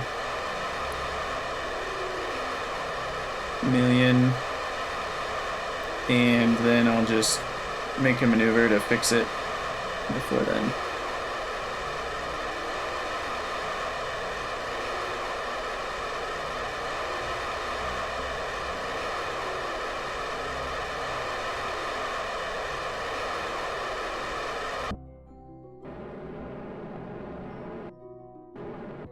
Okay. So there we go. Now we can just make a maneuver. I mean, at the descending node would be optimal, but it might not be optimal because it's further away from Kerbal. But let's see if we can make this work. So we need a raise. So our angle is perfect. There we go. Then we need, looks like radial. Do we need to slow down or speed up?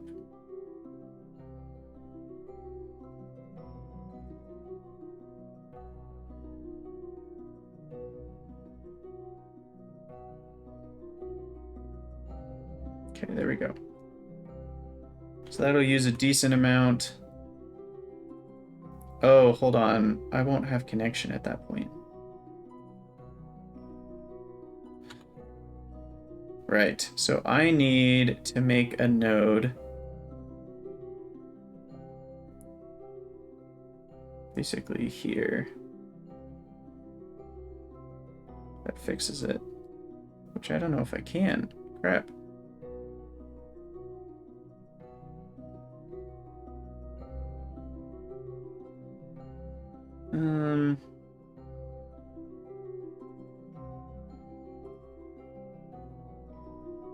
Wait, I saw it. No, that's the moon.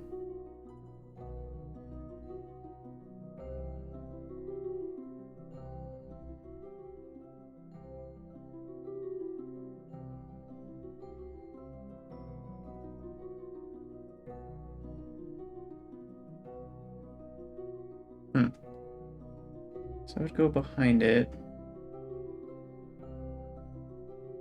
Okay, well, we are control locked. That means we lost signal. So let's fast forward to where we have signal.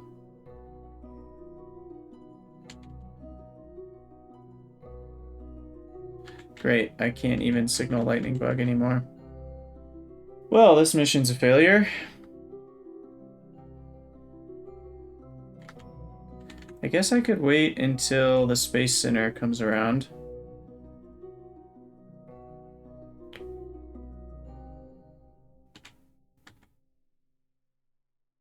There we go. Okay, I have control again. Is there a maneuver that I can make that will fix this?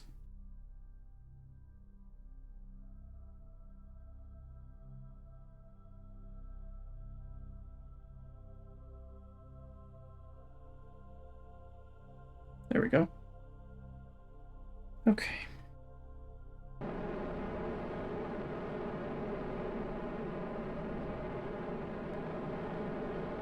So I'll just make that maneuver now. And then make small modifications. Because 20 minutes away at this point in the orbit isn't going to make a huge difference. Okay, so hopefully we have an encounter now. Perfect. So let me... Minmus, focus view. So now we want to bring the periapsis closer.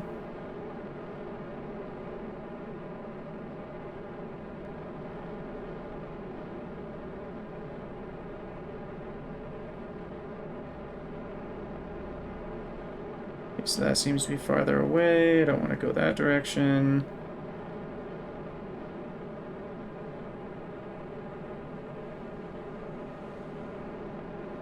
That's better.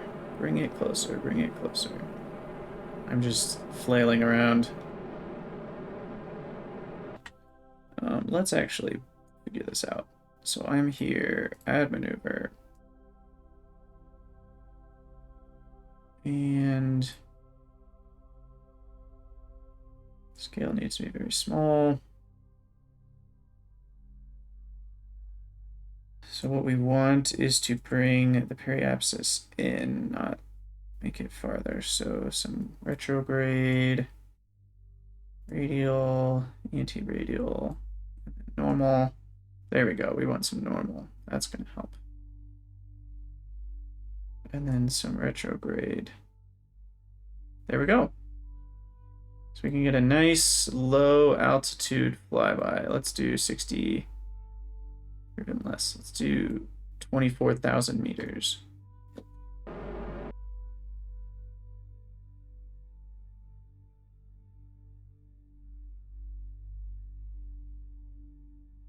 Okay.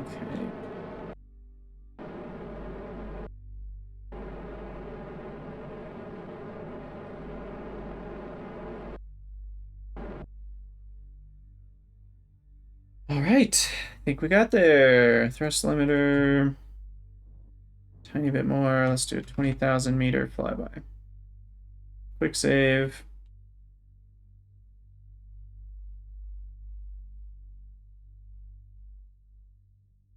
Okay, so let's fast forward a bit. That's 9 days away.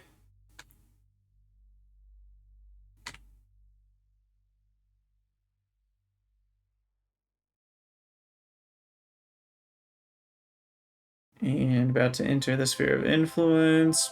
Bam. World's first milestones. The first flyby of Minmus, gravitational influence of Kerbal, has been escaped. Completed the first contract, and once we get below 500 kilometers, then we will finish the next contract. So we'll speed this up.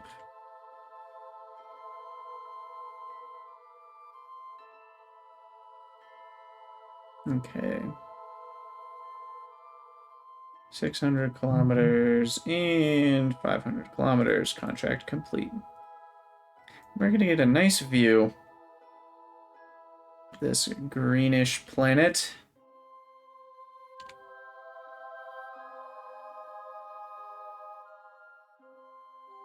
Ooh, look at how close it is. It's like we could reach out and touch it. Oh, that was a cool view of Kerbal disappearing over the horizon.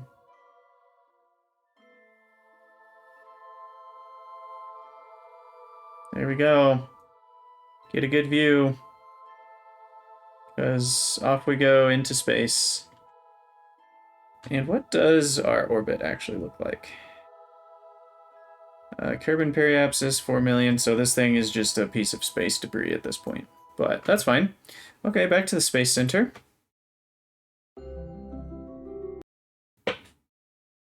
So we now have made a ton of money off of that.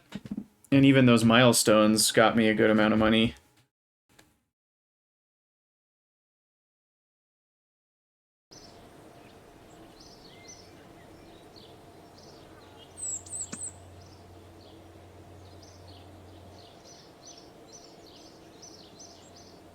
Yeah, almost 500,000. That's awesome.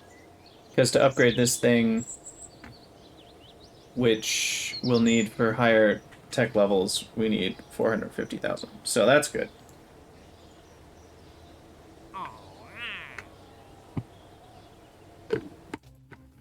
All right, what else is left? Reach orbit and return is still there. Polar satellite. Impact Minmus. Wow. Well, there we go. That's fun.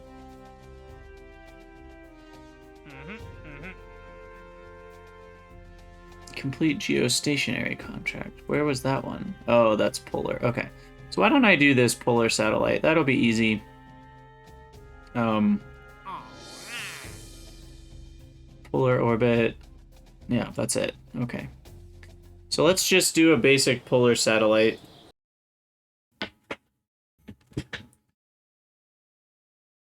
And we'll do liquid fuel all the way so I can do a nice gravity turn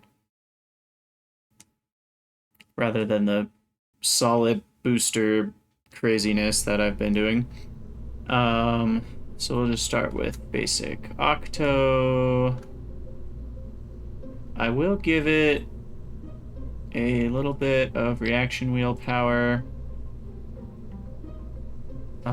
It would be nice, actually. So let's look at our new antenna options. So there's an 80 million relay, 128 million relay,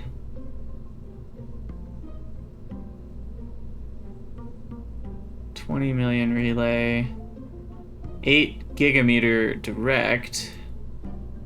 So that'll be important for other planets. 20 million direct. Okay, so our best relay is actually from the ComNet antennas expansion. 128 million. And the consumptor is 0.2 electric charge per second. So let's throw 2 of these on here. And that gives it how much power? 215 million. That's pretty good. That should reach most things within the Kerbal system. But if you don't know, the way that the liquid fuel glitches out when you make it go to that size for some reason. The way ComNet works is you actually take the square root of the multiplied amount of both antennas' power. So if one is far more powerful than the other, it can boost the range a little bit, but only so much. Okay, and then we need an engine. And let's do some dark side calculations, and then we'll pretty much just need more engines until we have enough. So Spark should be fine for that. Yeah. So dark side calculation. Let's see, we want this. We are going to be 100 kilometers. So dark side there's 18 minutes, which is 18 times 60. Let's just call that 20 times 60 seconds is 1200 seconds. 1200 seconds at, okay, I guess that's giving me per minute. So we need 22 per minute. 22 times 20. 4,000? 400. There we go. Okay, that sounds better. I was like, that doesn't sound right. So 400 electric charge is enough. So we'll do that. Pop on a couple panels. I'm only going to do 3 just so that there's really no way that I can turn it to not have power. I think we can even do that with 2 actually. If I do 2 at a 45-degree angle, then I believe when they're extended, there's no angle I could turn this thing at where it wouldn't have sunlight. Yeah. So there we go. So we'll do that. And then that's 2000 delta V. Honestly, as long as the TWR is above 1, I can keep adding delta V to this stage. So we'll just make this a long boy.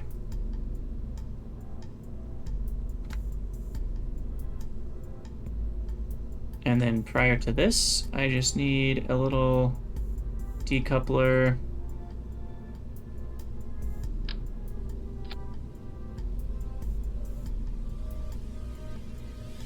And an adapter and a liquid fuel tank. It's the normal size, and we'll just say the swivel. And we'll go with some winglets. Make those a little bit smaller. All right, is that everything? I just need more delta V, is all. This is still far under. Done. 5735, that should be plenty. All right, so this is KSAT-1. Just various satellite contract. Is that really all we need? I feel like I'm underdoing it, but I think that's good. All I need is a polar orbit.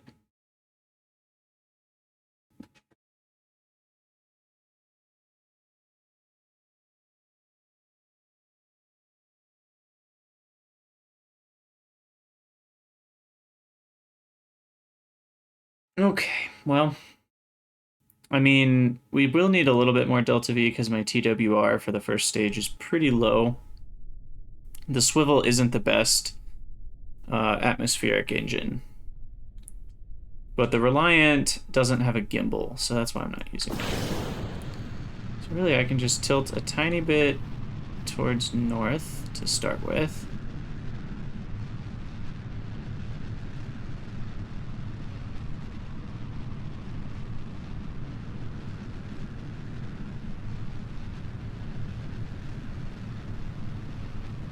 I want to keep it above 10 degrees.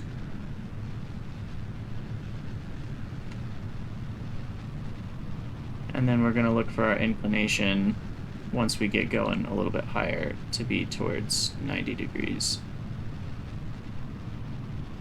Because our orbit, you know, is still very horizontal from our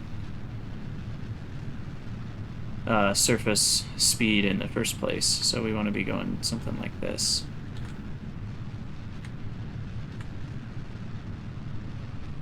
I'm also just now realizing I might need fins on the second stage.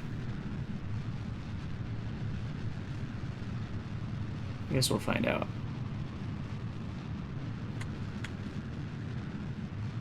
But it looks like this stage is going to get us high enough that that's not going to be a problem. I should have slowed down a while ago. My apoapsis got ahead of me.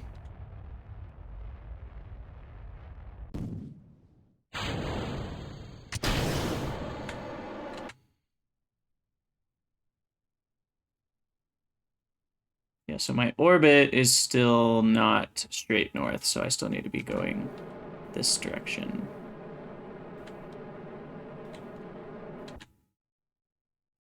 Again, I really, really, really wish to have precise node back.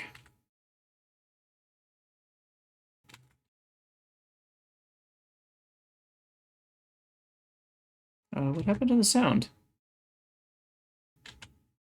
It's gone. Why did the sound leave? I have no idea.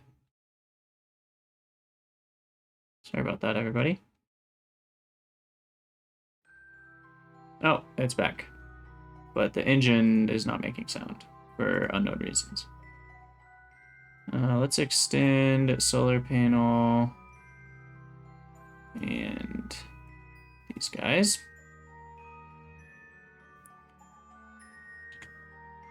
Okay, boosting my engine power.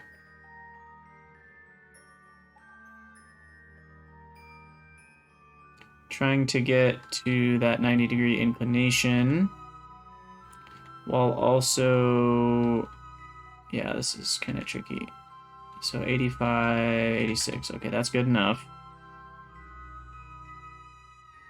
And then we want to spend a lot of our delta V going horizontally.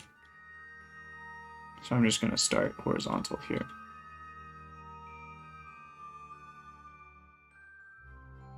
I still have plenty of extra.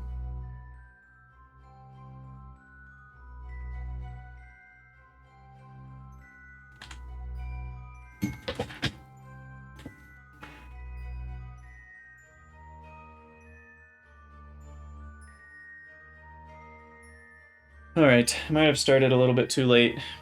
We'll see. Let's try spinning. That's a good trick.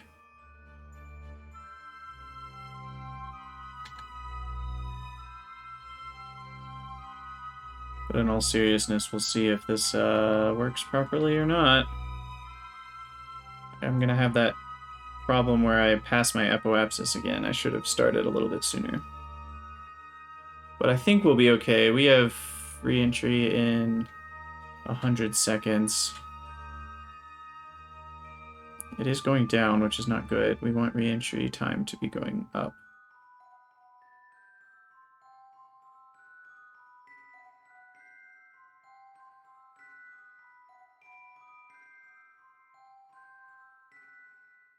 '85, '82, '84. Will this fight it? Yeah, my angle can fight it. I think I don't want to waste that much. We'll keep it at like 15 degrees.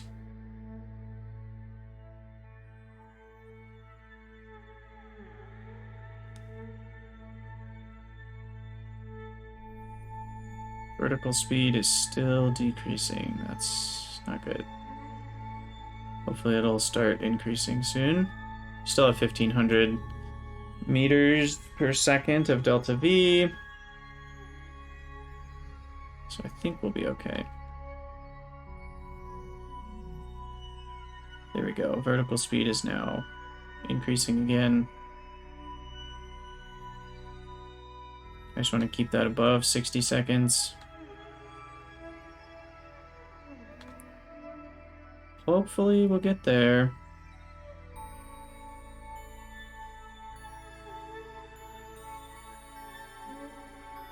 This was a very inefficient launch, so I might actually not make it.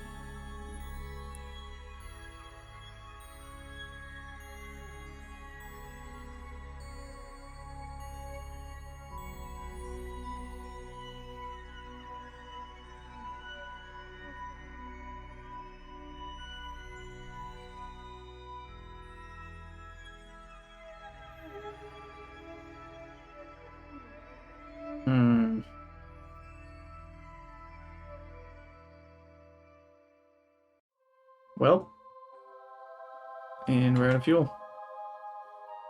Okay, let's try this again. Jeez.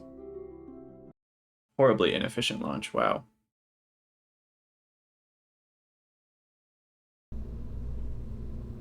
So let's change a couple things. Let's give myself more control with these. Get a better launch here. And I guess I forgot to subtract the 500. I saw the 5,600 and thought, oh, that's plenty. But the first engine is more like 1,900 than it is like 2,400. So I did the thing again. So let's just make this longer. Boost that up a couple hundred. That should work fine. Not a great TWR though. might actually, at some point it's gonna slow me down. So let's start at 1.6. And then maybe this one needs a bit more.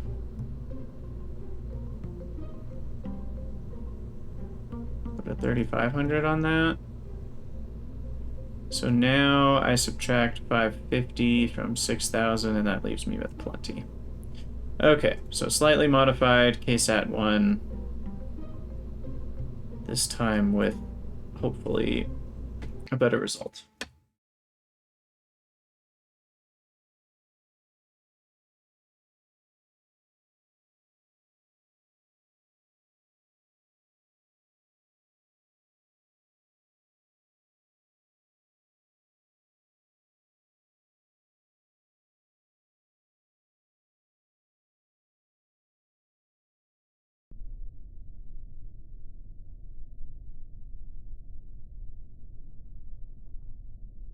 All right, let's go.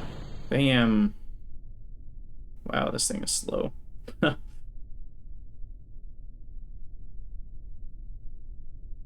Again, the engines are not sounding correct. I don't know what's up with that. I think it's the new 1.12 issue. I don't know why it's happening. But we will turn north a little bit. Oh gosh, this thing is wobbly. I hate this. Auto strut, heaviest part, that helps. Auto strut, root part, auto strut, root part.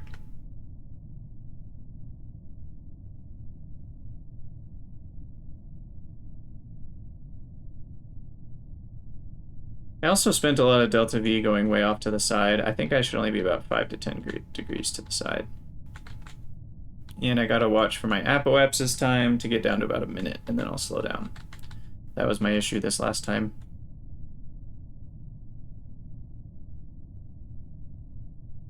Once I hit a minute, I need a throttle back.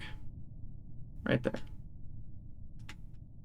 So we'll throttle back, we'll stay prograde according to surface until I hit about 30 kilometers. And once I hit 30 kilometers, I switch to orbit. Because that's about where the atmosphere becomes, useless. And in this case, orbit's lying a little bit. I do need to stay off to the side because I want to end up in a polar orbit. But I want to stay level with it in the sideways direction. So definitely throttled down quite a bit. I'm down to a minute. So throttle up a tiny bit and just kind of keep going back and forth. Keep it a minute away from myself.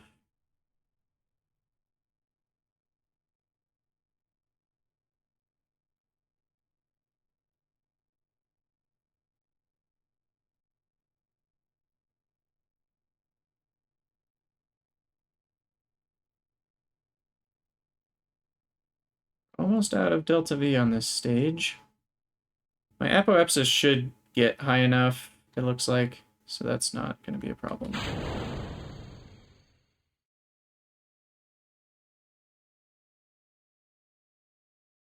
Because 85,000 is the limit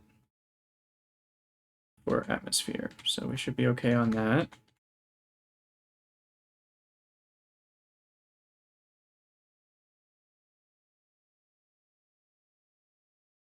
And should be able to extend this now, basically in space.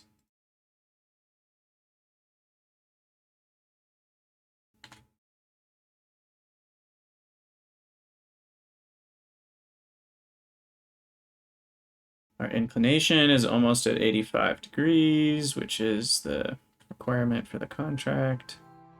This is going much better than last time.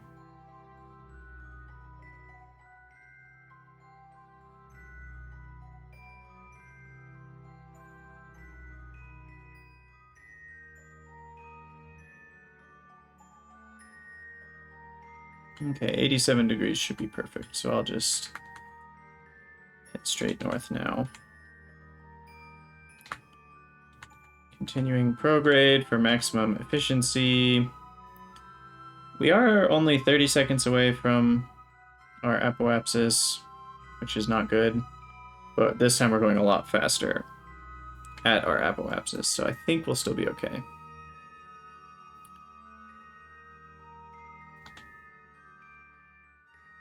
But I'm going to keep at 10 degrees above the horizon.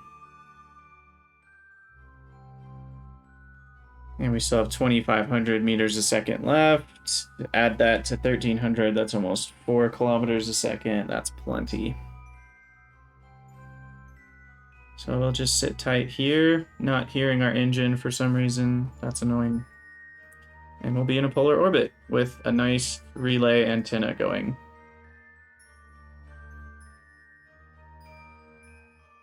And it's not like I've planned this to be a specific satellite, but it'll just help things be connected more often, which is good.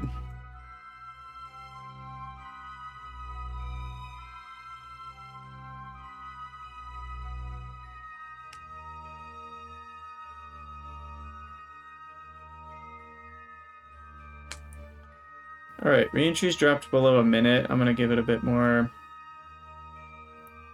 vertical speed. Try to bump that up a little bit. We still have plenty of delta V. Get that reentry back above a minute.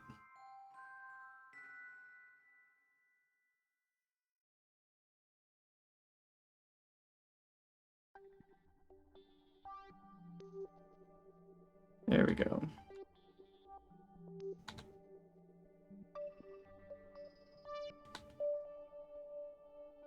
That's better.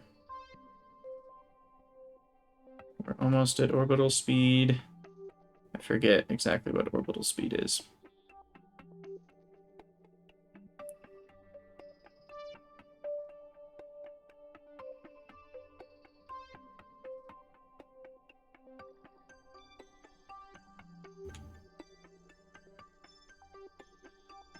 But now I can basically just go horizontal.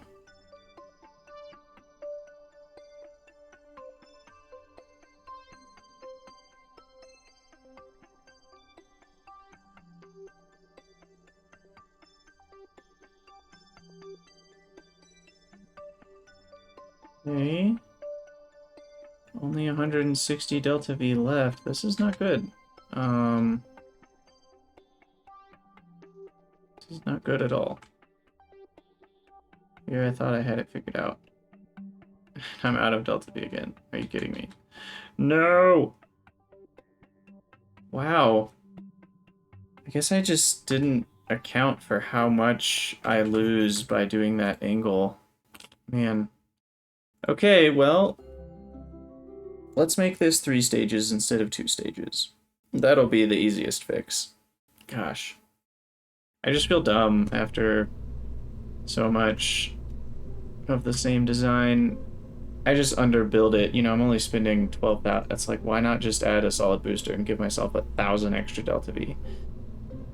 It would only cost me like 1,000 more funding. So I'm going to decrease the length on this a lot, such that the total burn time of this top stage is only like 1.5 minutes. And then same for the bottom stage. And then what I'll do is just a simple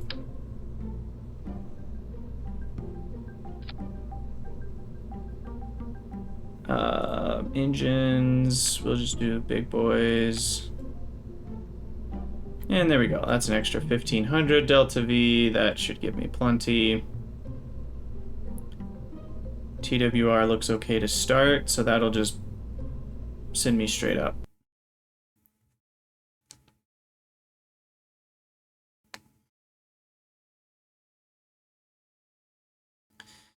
I underdo the upper stage thrust, and that can hurt you.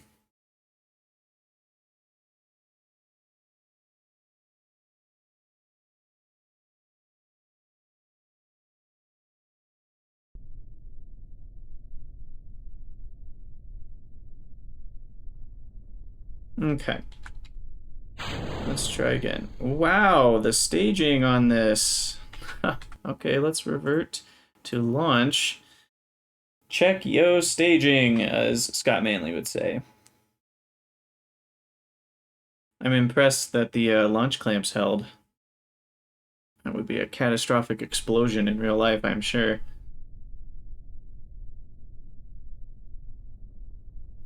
Okay, let's try this again. There we go. Tilt slightly to the north. And down from vertical.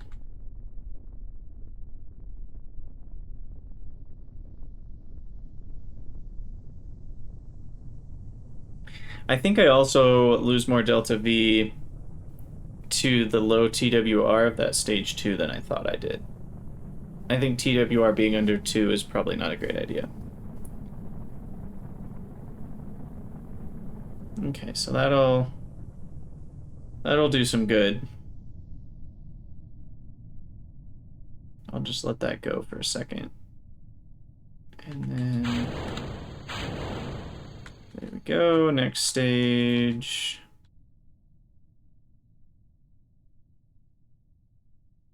This time I'll keep my apoapsis a minute and a half ahead of myself, not to run into the same issue.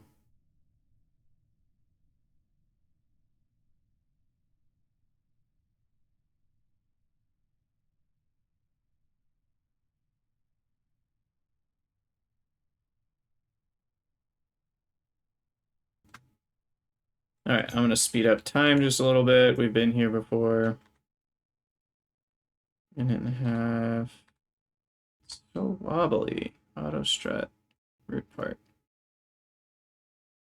This should be auto strut heaviest part. Slow down a little bit. There we go.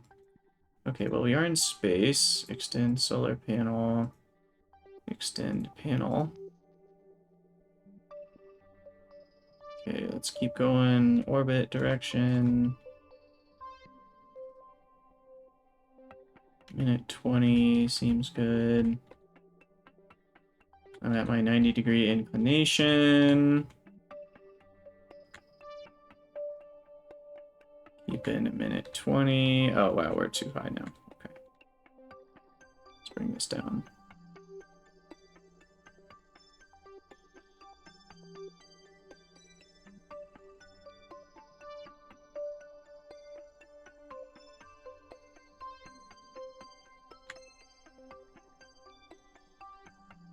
Okay, whatever. Full blast ahead.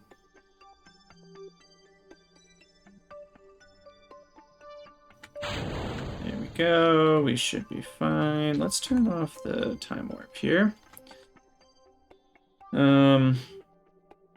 This time we do need to fight some vertical speed a little bit.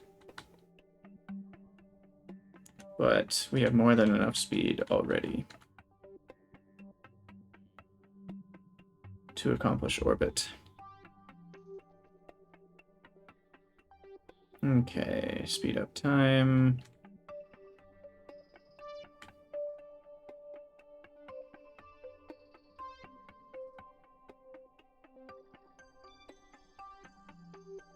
There we go.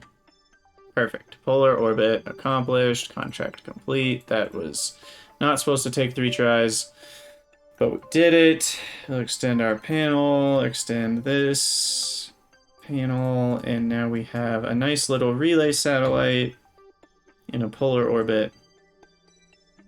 Voila. So I'll head to the Space Center. I'm going to take a quick break.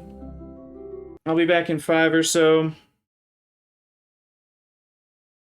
Gotta walk around a little bit, stretch out, get some water, use the restroom, all the good stuff. So let me turn on the break time. And I will be right back.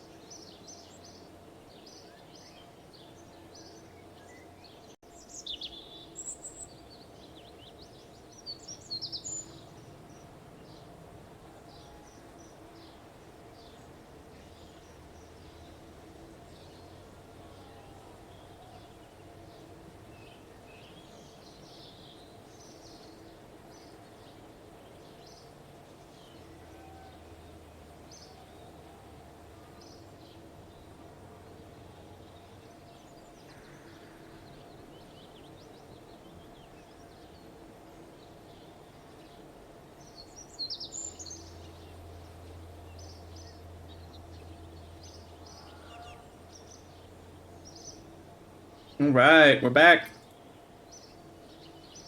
So, let's see. Got that contract done, made some money. And what's next?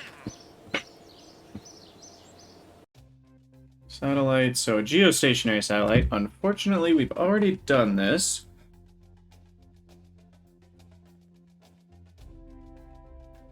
But if I do it again, I'll make 130,000 Kerbucks. It's not bad.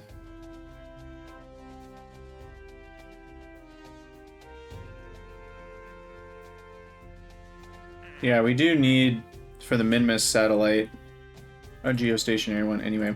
Okay, well, let's do another geostationary one. We can make a better one anyway now that we have better parts. And that will allow us to upgrade our science, which is a big deal. We can start doing ScanSat stuff. So, I'm gonna overbuild it a little bit, because I'm tired of relaunching because I run out of Delta V. So 7,000 is the amount I need. I need 2,000 after I've gotten to orbit. So we need to build something that has, let's say 2,400. So I mean, I guess I might as well start here.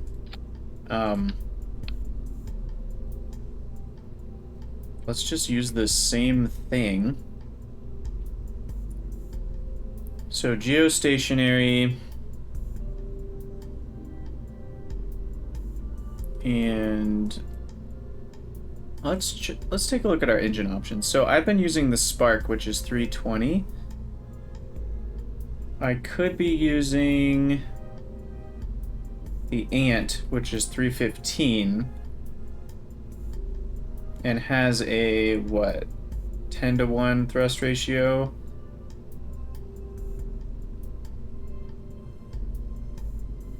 Which is worse. The Spark has more thrust than that, 320.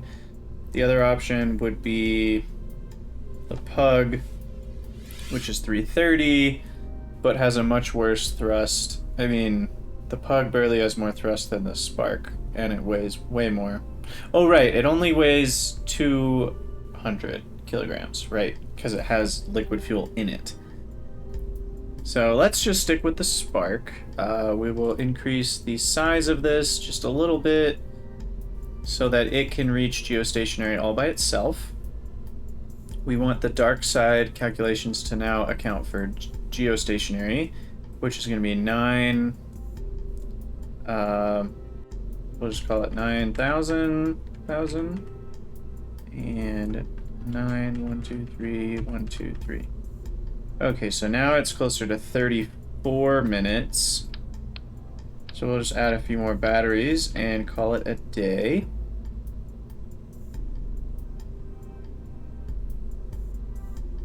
And as far as the antennas, am I happy with that?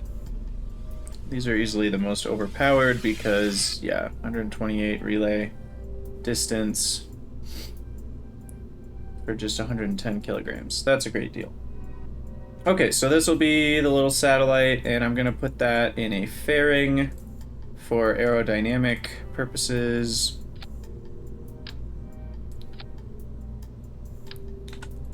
And we want, let's see, ejection power can go down a little bit.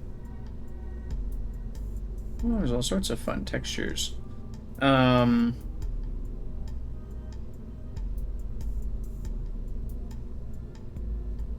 Let's see.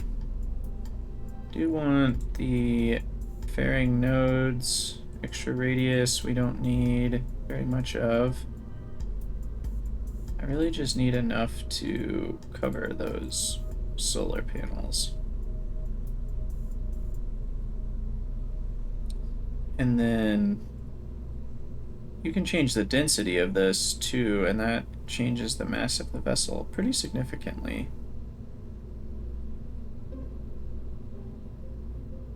So I don't totally understand why you wouldn't decrease the density of that. Okay, so we've got that. Then we need our next stage, which no longer needs this adapter. And let's take these off for a second. Okay, so last stage is decouple and launch the spark. That's after we're in orbit. This stage needs to get us into orbit. So I will add in a small... Don't know why the default size isn't 1.25. We want this to be not liquid fuel. Where do I change that?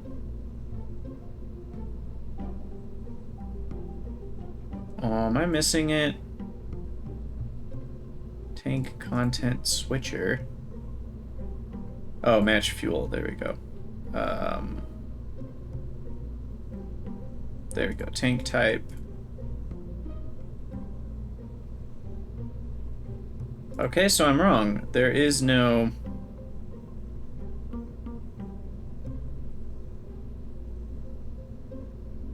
Crap. There is no monopropellant option. Okay.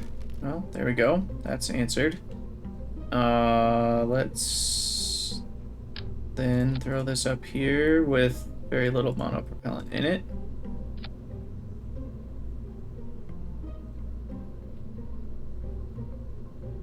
Okay, so this stage is going to get me into orbit. I think probably the best engine for that could be a Terrier. We'll see if it has enough power to do that.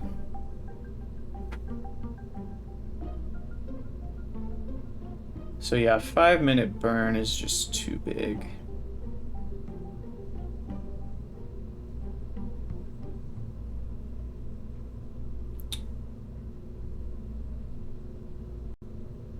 Huh.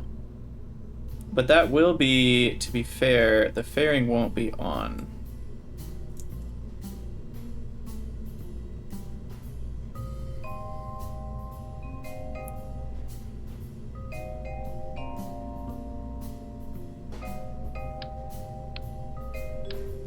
Okay, what was... So this guy's Delta V is about 2200. That's fine. Burn time's fairly small, so that all works. We throw this on. And now we want this next stage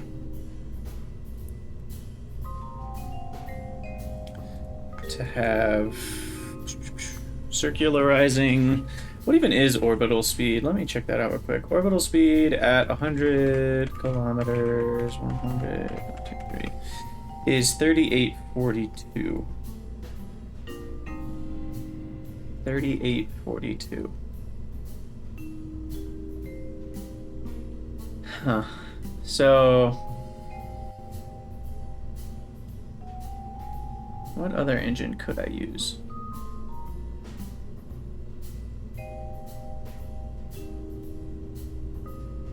I mean, really, swivel's the next best thing, which has about quadruple the thrust.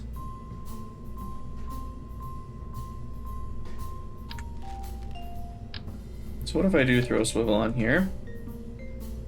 Then that gets our burn time a lot lower. That's good. So length, we'll get this to a 3000 delta V, and then I need some little RCS thrusters. And those go on the bottom. Let's see if these tiny ones can do any good. RCS build aid. I don't care about translation, I care about attitude. That gets us a torque of 0.7 kilonewton meters. That's not very much.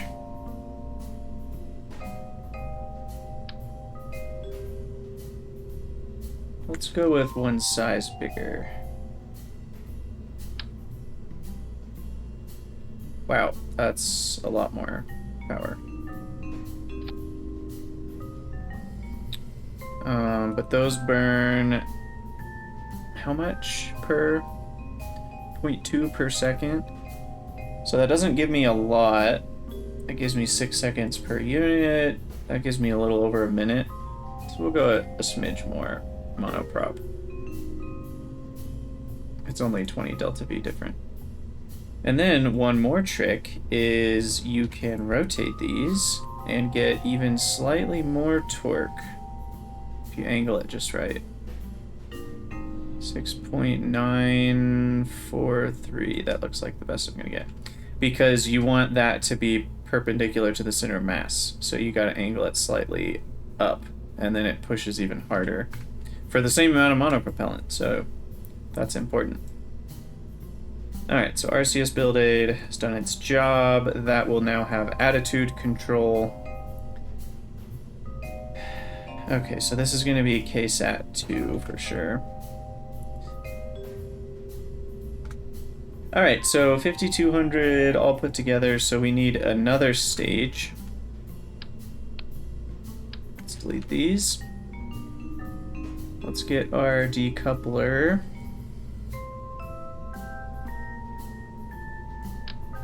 And now what? Do I have any bigger engines? I think I have the Kiwi, which should help. Do I have the Kiwi? I do. So a Kiwi should be able to do the trick. I need a bigger fuel tank though. Because otherwise this is just going to be super long and not do very much. Yeah, that's not good enough. Maybe I could do liquid fuel boosters on the side? Kiwis are expensive though. So I'm going to want to put parachutes on these and use stage recovery. I don't have any bigger engines, do I? Erebus, liquid hydrogen, liquid methane. I don't know about that.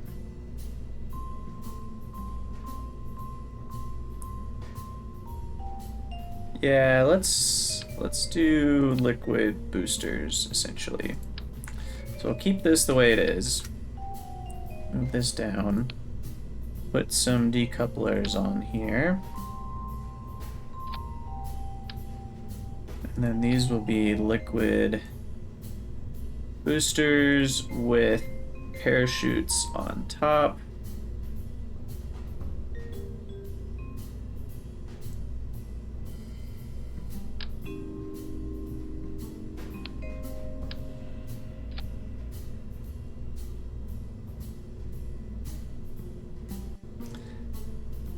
And those should be set for, what, a mass of 2 tons?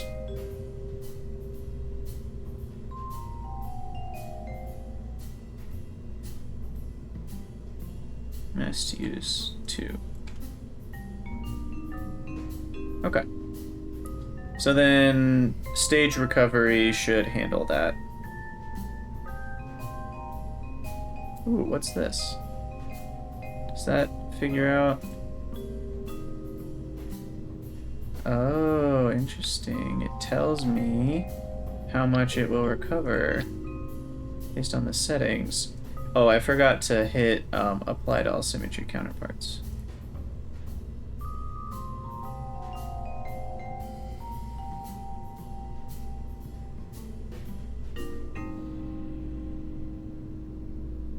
Yellow seems worse than green, so I should probably change the touchdown speed to 4. There we go. That's better. Doesn't change delta V too much. There we go. Yada yada. Okay. Sweet. So I'll get money back for those. So I'll save, you know, because these are pretty expensive. 4,000 for each Kiwi engine. That's 16K. Plus another 2,400. I mean, most of the cost of this is these 4. If I take off the... If I can click on it. The radial decoupler. Yeah, it's only 10,000 for the rest. So this is most of the cost, and I will recover most of the cost. And then I will have more than enough delta V. 2,300 plus 3,000 is 5,300. Yeah, I should have enough. Maybe I want a little bit more though, just to be comfortable. So we'll increase the length here by a smidge. Make them 2,500. Okay. So those parachutes I'll just take off the staging because that happens automatically. So we'll launch that, decouple those, then the swivel. That'll be in the same stage. Hopefully that will be high enough where I can jettison the fairing. Those parachutes will go away. That'll happen in the same stage. And now we just need to auto strut some things. Root part. I want this to be root part, auto strut. And the little probe core in the top. I want that to be heaviest part.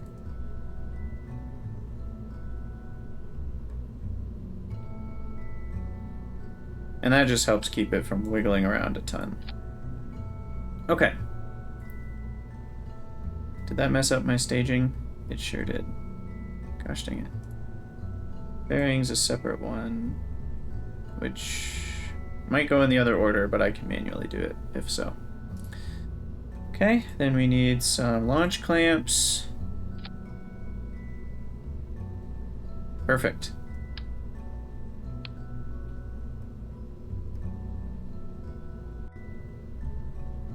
All right, we are ready for our second geostationary satellite.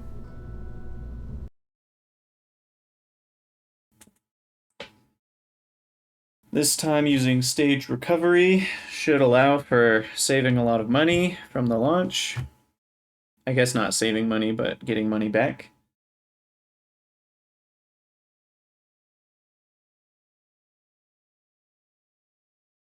Yeah, generally I like to avoid liquid fuel boosters because they're so much more expensive, but when you're doing stage recovery, it saves a lot of money, so it's not too bad. Okay, so we're just gonna go in classic eastwards orbit, I guess. And here we go. And our engines are still glitched out in terms of sound, which is really sad because that's part of the fun of launching a rocket, is hearing it. But we will have to sacrifice that for now. And because of the aerodynamics of this, I don't anticipate needing any sort of fins. All right, we'll get up to a minute, prograde, and power down a little bit.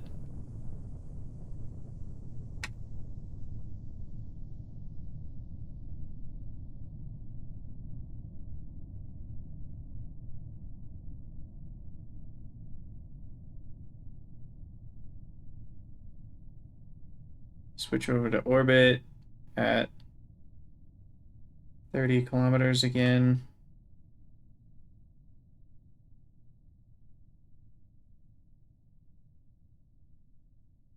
Man, I wish there was sound.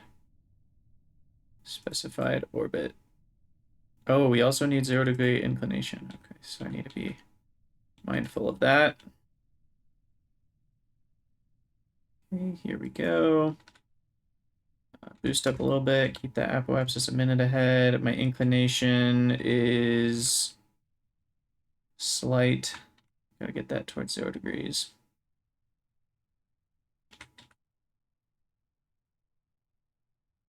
Okay, slow down a bit, keeping it a minute ahead of ourselves.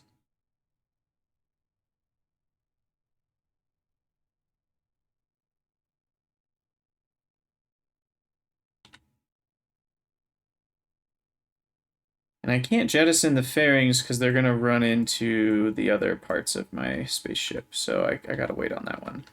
But I will jettison them as soon as I let go of these liquid stages. Slow down a bit, we're ahead of 4 minutes. I actually might need a jettison. Shoot. Okay, good, it didn't break anything. It's stuck though.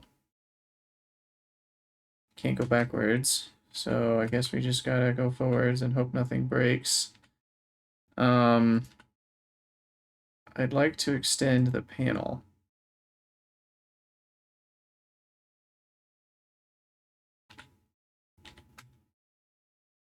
Okay, gotta get that apoapsis ahead of us again. Hopefully nothing breaks. That's scaring me. Okay, there we go. A minute ahead. That's perfect. We will jettison those, jettison this fairing. Ignite the next engine. And there we go. Keep things a minute ahead. Extend solar panel. Extend panel.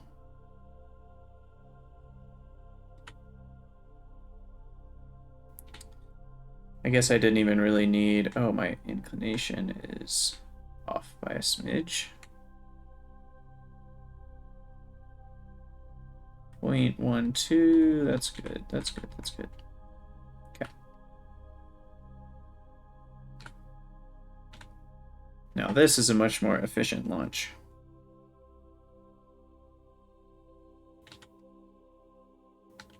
Just trying to keep that orbit apoapsis a minute ahead.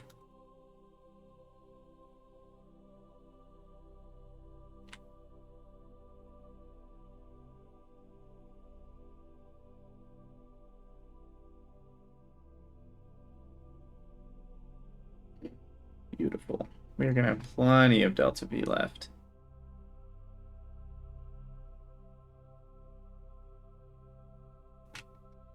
Okay, slow down just a smidge. That apoapsis is getting ahead of us again.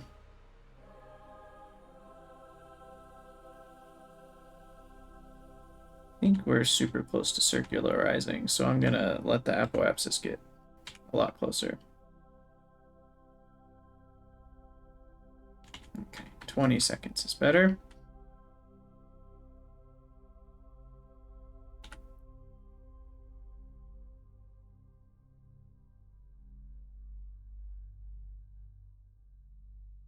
Perfect.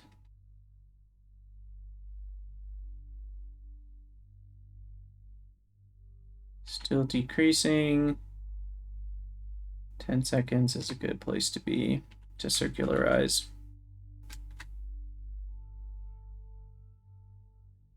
Eccentricity is going down, down, down, and we have accomplished orbit. Still have 800 extra delta V on this stage, so I guess I might as well just use it all up.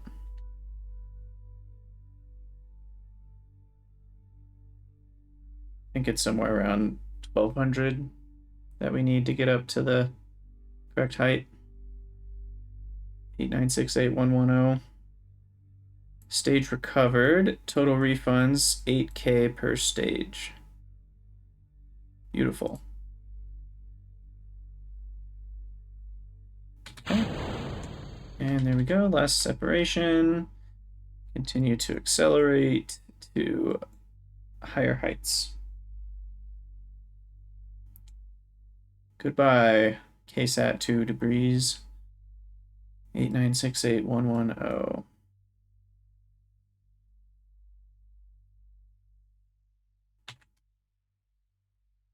8968. Close enough. Perfect. Okay. We will warp our way up.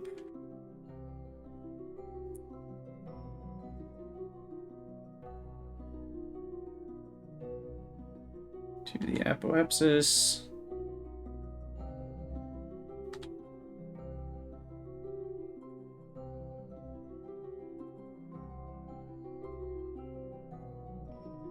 There we go. And speed up a little bit, and we are good to go.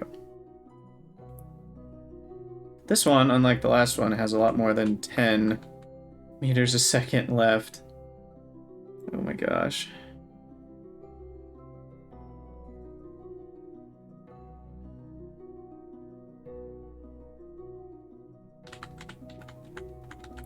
Try to keep our vertical speed close to 0. Bring that periapsis up.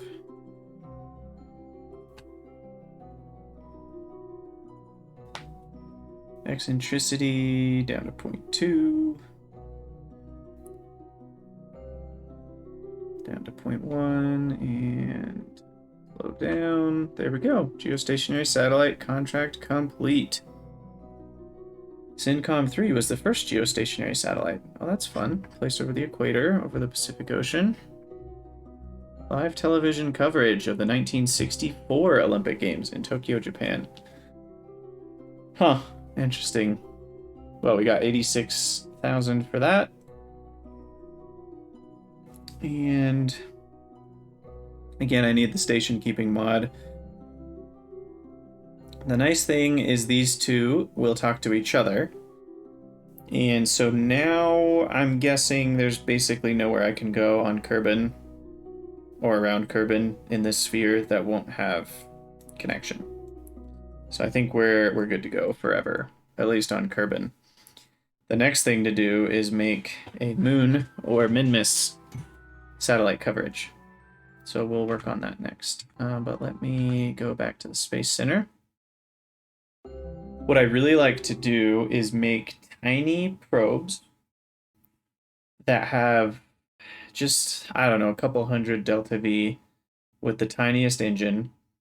And I make like a mothership that takes 2 probes into the orbit that I want, and then it releases them, and one of the probes slows down a little bit and then speeds up again once it's gone to the correct amount ahead or behind of the other one. So then they're in the same orbit, but they have 100% coverage of a planet. And I do that for the purpose of having rovers that can just go anywhere, anytime. Yeah, so we've got a lot of money now. I'm going to buy this upgrade. I think we've upgraded most things except Astronaut Complex, which gives us EVA, Admin Building, and Spaceplane Hangar. So then the next big upgrade you usually do is either the size limit here or the part limit. Usually hit the size limit first on weight, the 140 tons. And then this one having a maneuver tool available. What is that? Don't I already have the maneuver tool available? I'm confused on what that means. And then obviously the resource science limit being 500 is a pretty bad gig because then you stop right here. This is the farthest you can go. So we do need some better science though. Jeez.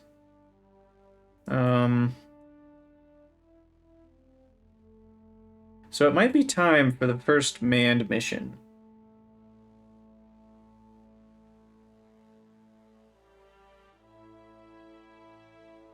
Huh.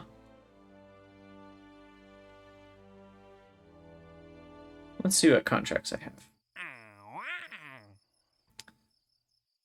So career evolution.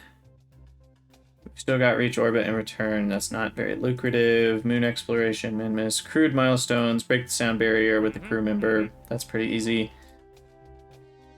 Flyby Eve and Duna. Wow, that's a lot of money for those. And then it looks like that's it. And then we can do satellite around Minmus. Oh, that's impact. A periapsis below. What? But that's not what I want to do. Whatever. That's fine. I mean, that'll happen on the landing probe. It will enter orbit and then have a periapsis below 5. Oh, 5,000 kilometers. Okay, that's 5 million meters. That's easy. I'll just need science from space around Minmus. And we get a lot of money to establish that. What about ScanSat? We still haven't unlocked the item.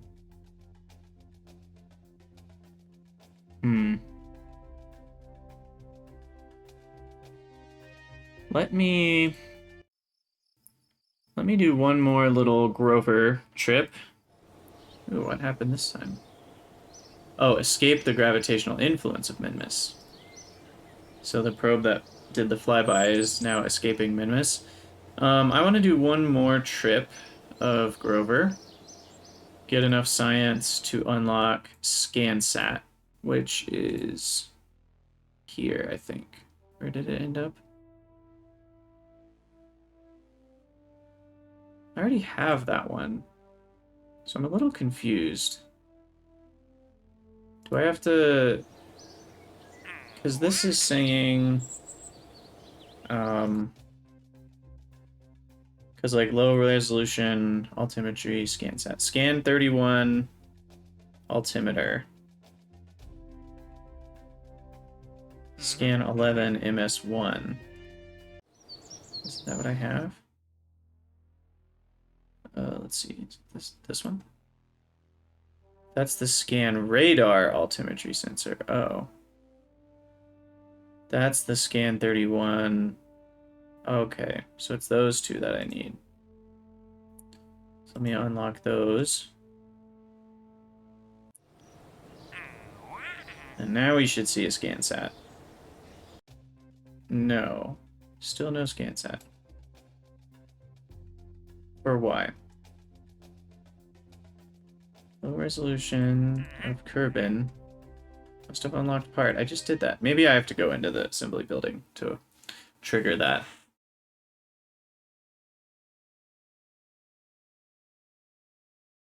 ScanSat's a really big deal to mix with Bon Voyage and rovers, because you want to scan where all the biomes are on the moon or Minmus or something before you put a rover down, and then you can just set its waypoints to go to each biome, one after another. And it's all really cool. It's one of my favorite like parts of the game to get to, so I'm excited to get there. But do we have the scan stuff? Also, did the music just get louder, or am I crazy? Feels like it's really loud right now.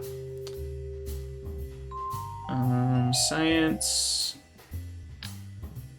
Okay. No, that's not a stack attached part. You'd think it would be. I definitely have the parts. So maybe that will trigger those contracts.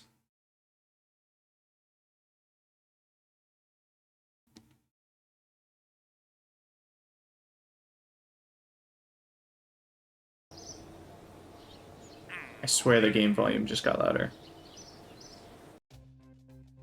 Okay, career... No, what am I doing? ScanSat. Oh, they're still not here. Oh, there they are. There they go. Okay. So low resolution and multispectral scan of Kerbal is what we want. We'll do those two together.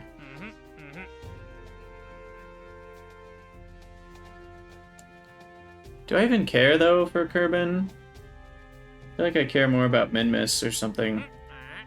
And I make a lot more money for that. So maybe let's start with the Minmus satellite.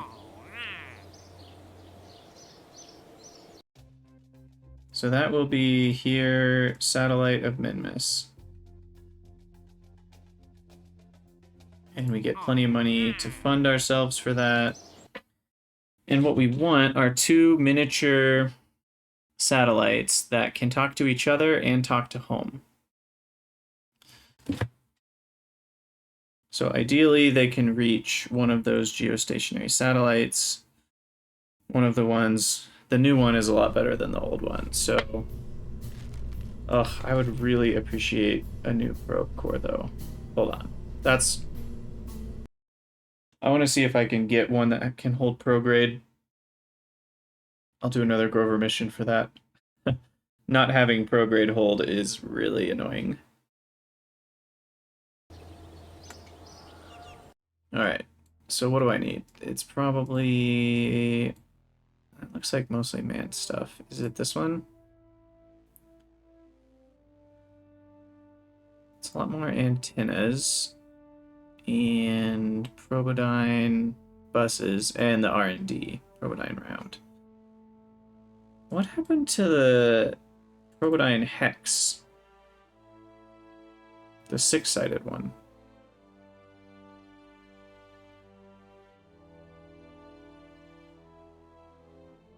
Okay, well, there are the buses for it. Oh, it's up here? That's strange.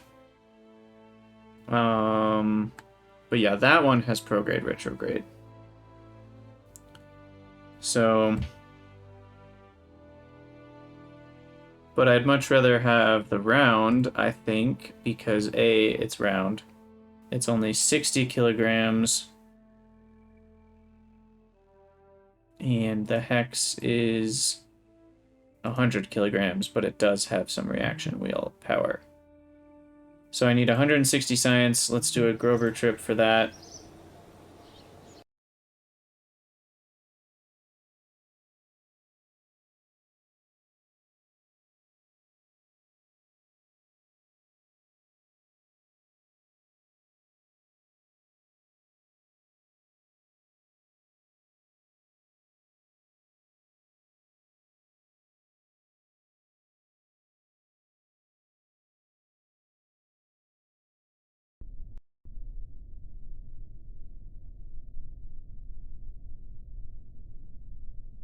Okay. So we've already been a couple places. Let's go off to the flag, I think, to get one.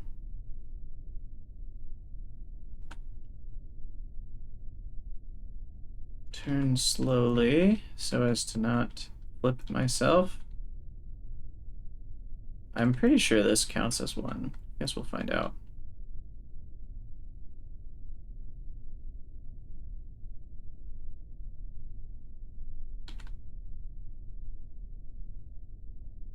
Maybe, maybe, maybe. Yes? No? No. Okay, just kidding. What about those things? Those little fuel tanks? Maybe we'll try it out.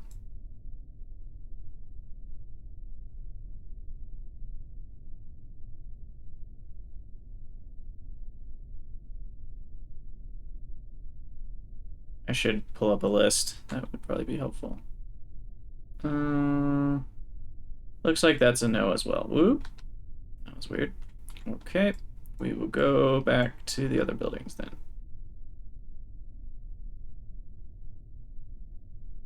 And we will toggle this guy, extend a couple more solar panels while we're at it.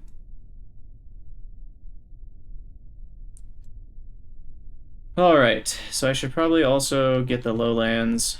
So I'll go down this dangerous hill. Hopefully we won't bottom out. Slow down, slow down, slow down, slow down, slow down.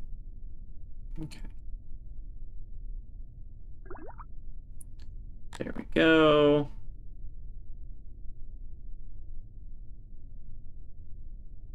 I wonder why I only got 4. I must have already done one of those experiments before. Okay, so we'll go over to this building, the one where we get contracts from.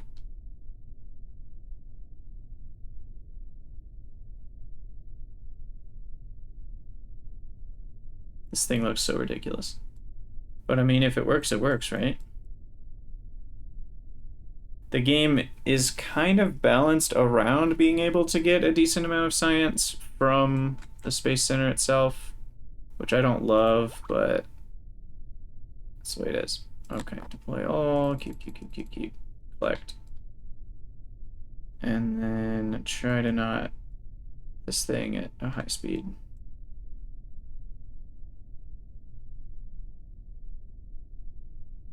What? The building doesn't count? The VAB counted. The satellite building counted. Lame. Okay, what about that part of the building over there? Try that.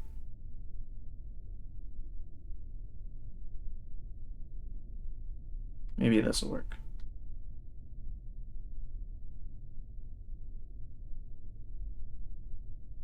Nope. Wow. Okay, but we'll go over to the spaceplane hangar. And the runway is also an available option, if we so choose.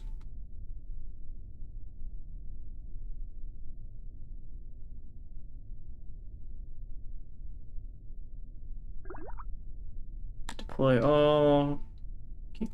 Keep, collect. And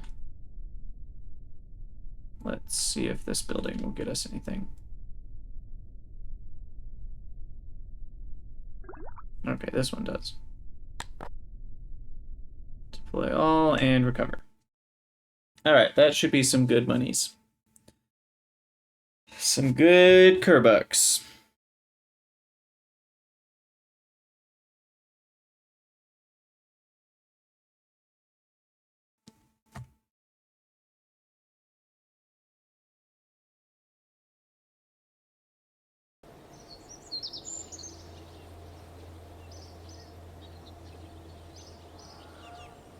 Did I say Kerbucks? I more meant science. So I think it's time to ditch this strategy. Yep. Cancel it. I said yes. I missed.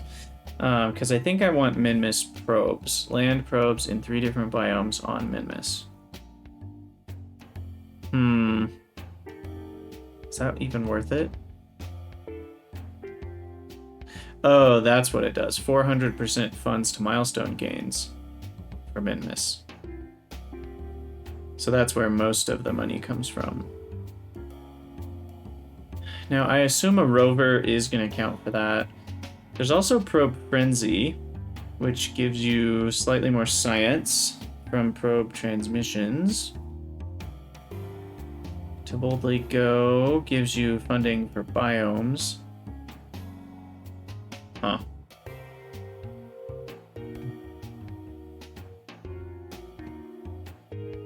I should probably do this one. Yes. Okay, so then we've got our science, so I can unlock the surface ablation imager, first of all, which is a big deal, and the round probodyne, which is also a big deal. We can even get the high resolution altimetry for ScanSat now. I don't have quite enough to get the orbital telescope.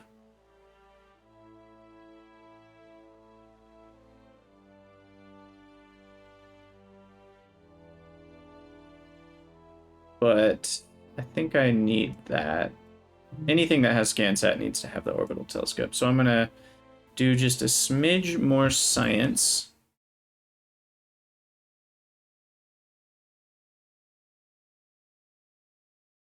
This time I unlocked the surface ablation laser light imager. Imager. I think that's what it's called. It's a lot of words. That will get me some more science for some places I've already been. And this one, surface landed biome dependent, so I can throw this on here too. So we got that. That can't be done landed. This one can be done landed.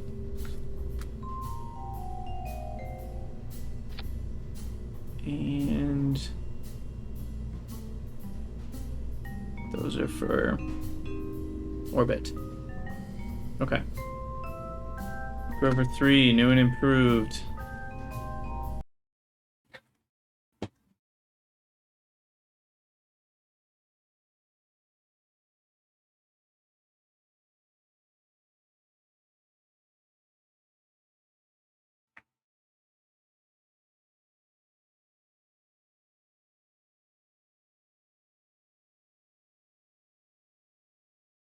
Wonder how much those are worth. I guess we'll find out. Okay. Wow, the atmosphere one, 23, that's almost as much as the science junior. I wonder why the transmission isn't quite 100%. Laser scan, definitely want to do that. Not worth a ton, but it's not nothing either. Oh no! Oh, I fell in the crack again. Maybe I can escape. Nope. Well, revert to launch. I need to give it some reaction wheels so it can have at least a little bit of control over itself.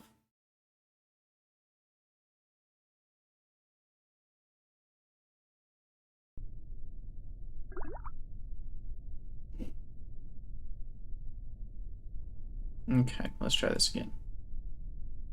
Deploy all. Keep. Keep. Collect. Don't fall in the crack.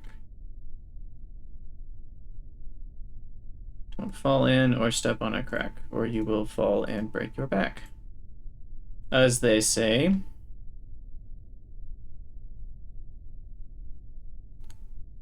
Then we'll get a little bit more science from the crawler way.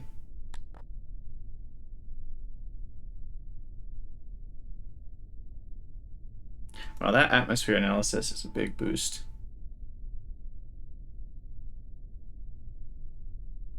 And I'll do the VAB and then the actual VAB main building. That should be plenty to get that last research I want.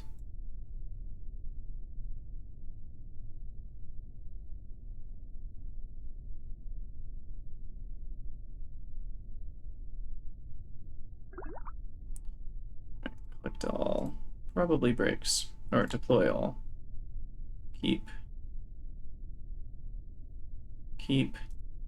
Collect. And then we poke the building.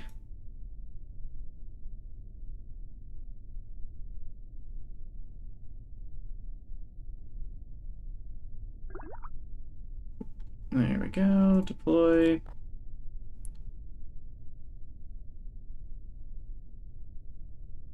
Keep. No, that doesn't need to be deleted. And then recover. Because that orbital telescope is a very big deal in terms of science. And I want a Minmus scan sat. And what I like to do generally is I'll make the two. I essentially do all three at once. I do a scan sat and 2 relay satellites at the same time with 1 launch. Which sometimes can get a little tricky, but I think we'll be able to pull it off. So now we can get advanced exploration.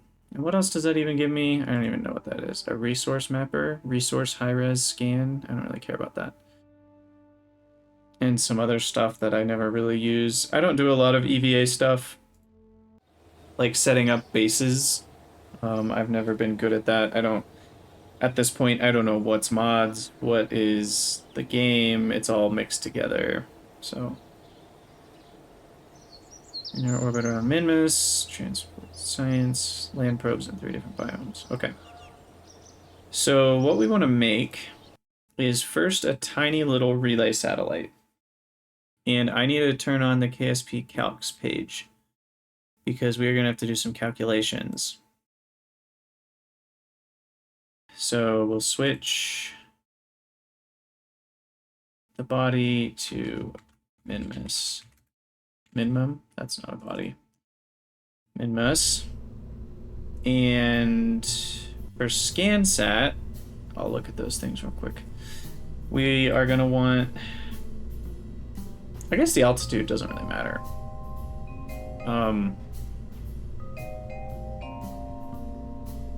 But I'll probably want it to be a similar altitude as the ScanSat stuff. So the ScanSat, I'm just looking in the game right now, the multispectral scanner says altitude best is 210 kilometers, and the altimeter also says 210 kilometers. So we'll go around that 210 kilometers then. 210, 1, 2, 3, 210, 1, 2, 3. So then that gives us, let's see, planet radius. What is the radius of Minmus? 160. The occlusion, I actually need to check difficulty settings. So I'm gonna go look at that real quick.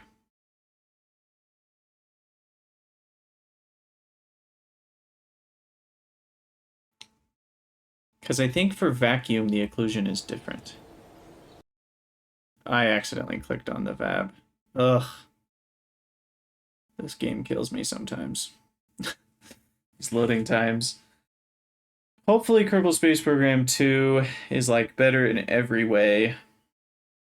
I have my fears, but loading times between even just these buildings would be a nice one to have change. So I want to say the occlusion is actually less for vacuum bodies. Settings, difficulty options, advanced. Oh, that's what it, okay. So I was thinking 90% didn't feel right for Kerbin, because it looked like it was going through way more than 10% of Kerbin. It's because when it has an atmosphere, the atmosphere can kind of carry some of the signal around it, kind of like when the sun sets, there's still light, right? Because the light bends through the atmosphere and bounces around. Signals are the same way.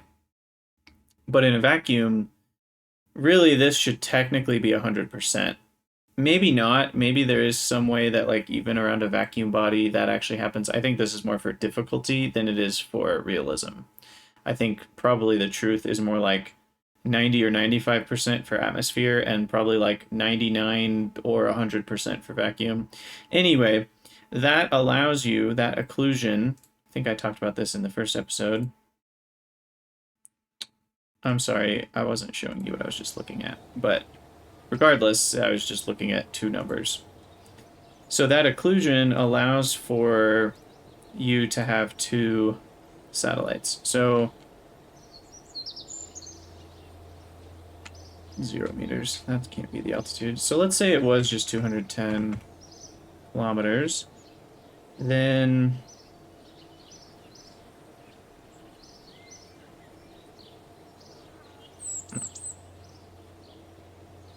that doesn't feel right. Oh, the max is greater than the min. That is a problem. Or smaller than the minimum. So that means at this altitude, I can't possibly have two satellites that work together. So let's try... what's the sphere of influence for Minmus here? So Minmus, SOI is right here. So we've got 7 million meters. So let's try, I don't know, just 4 million meters. Or even just 2. 2, 1, 2, 3, 1, 2, 3. So there we go. Now the max and minimum phase angle is going to tell me if I want two satellites to be able to talk to each other, but also to be able to talk to every point along the ground, then they have to be between these two angles. Greater than the max angle, and they won't be able to talk to each other. Less than the minimum angle, and they won't be able to talk to, like, the point on the... If you imagine it's like a triangle, if they're both on the bottom side of a moon down here, then talking to the top of that moon via, you know, the satellite, they need to be farther apart than that angle. So then what I can do is use this calculator here, which will give me, like, from... I think it uses these numbers. Let me check. Does this need to be 2, 1, 2, 3, 1, 2, 3? Yeah, that changes 2. So then here we can see the delta V cost to move a certain number of degrees ahead or behind of a satellite. So if I launch the two little satellite probes at a 2 million altitude above Minmus, then to get at the nice average between those, which leaves a lot of room for error, I need only 15.4 meters per second of delta V to be that many degrees ahead after one exact orbit, or I need 40 to be ahead of it, which would require you to increase and go faster. So it's actually easier to go slower. And I have the numbers here that tells you, like, okay, you're going to be at a circular orbit of 2 million. Well, you want to increase your... This says periapsis, but it's really peri/apoapsis. So you'd increase your apoapsis to 3158, 729, and then you'd do one full loop, and then you'd recircularize, and you'd be exactly 154 degrees away from the probe. It uses some fancy math for this that I worked out on paper, and then these are just figuring out the hours, minutes, seconds, so you can easily see what your orbital period's supposed to look like. And then this is a really ugly formula, but it works. Finally, these are the distances that you need communications capability. Kind of giving you how far apart are those satellites going to be, how far apart are they going to, or how far away might they be from rovers on the ground. So, I mean, everything is within fairly small ranges. So what we want, let me get rid of the calcs now. What we want is clear. We need about, I don't know. I'm trying to remember if the way direct and relay work, if I can have relay relaying with direct, I don't feel like that works. So like there's really no point for direct connections. Unless I'm remembering it incorrectly. Like, can relay... Like, let's say I'm going out to a faraway planet that's 10 gigameters away.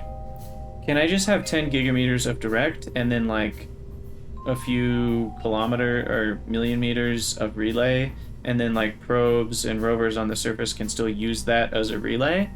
Because it's direct all the way back to the Space Center? Or does it have to be relay connections all the way back to the Space Center? I think it's the latter. I don't want to screw that up, that's for sure.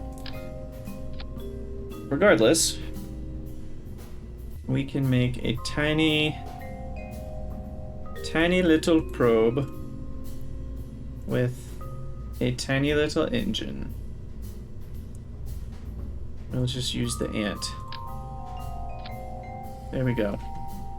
That already has too much meters per second. Now, unfortunately, that doesn't have any torque. And we don't need a lot. So I can just put one of these. Is that even... That does have physics. Okay, so I do want to put this in the center. So that alone should be enough for a 200 kilogram craft.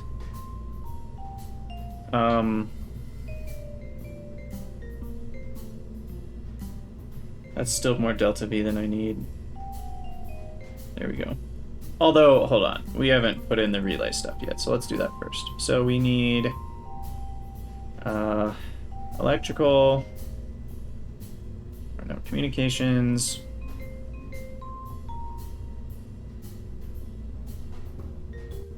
What's this? Relay 340 million.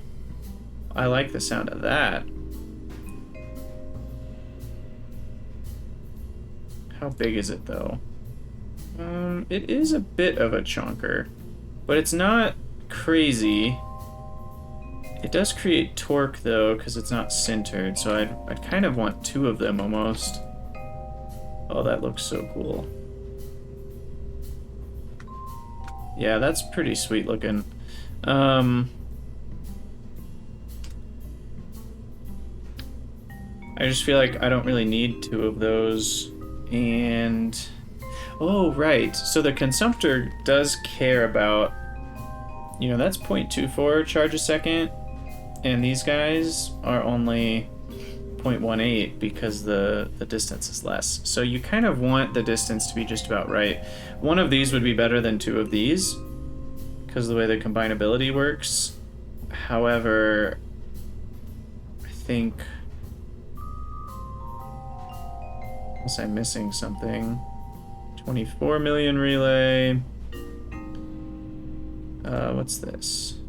Direct 8G. Direct 8M. Direct 2M. Yeah, so I think these are what I want. There's two of those. That will get me... keep forgetting where that button is. 215 million meters, which at any point around Minmus is more than enough to reach the Kerbal Space Center or another one of these. So that works fine. Now, dark side of Minmus is something we have to care about. So we pop this open. Dark side of Minmus at 2, 1, 2, 3, 1, 2, 3. And 2, 1, 2, 3, 1, 2, 3. So an hour and 10 minutes. That's 70 minutes. These use up to 22. How much does this use?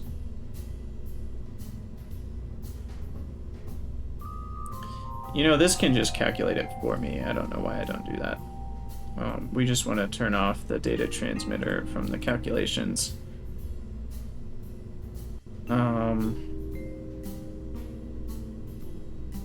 Unfortunately, it doesn't... What? It doesn't count the consumptor. Do I have to extend it for that to show up? No, that's weird. So I actually do have to do the math myself. Oh. That's annoying. That's just another 1.2 per minute. Yeah. Okay, so 1.2 plus 22, so 23 per minute. Quick calculation. Let me pop open the calculator. 23 times 70. I need 1610 electric charge. 70 minutes at 23 electric charge per minute. 1610. So for batteries, we need some hefty options here. We basically need 4 of these.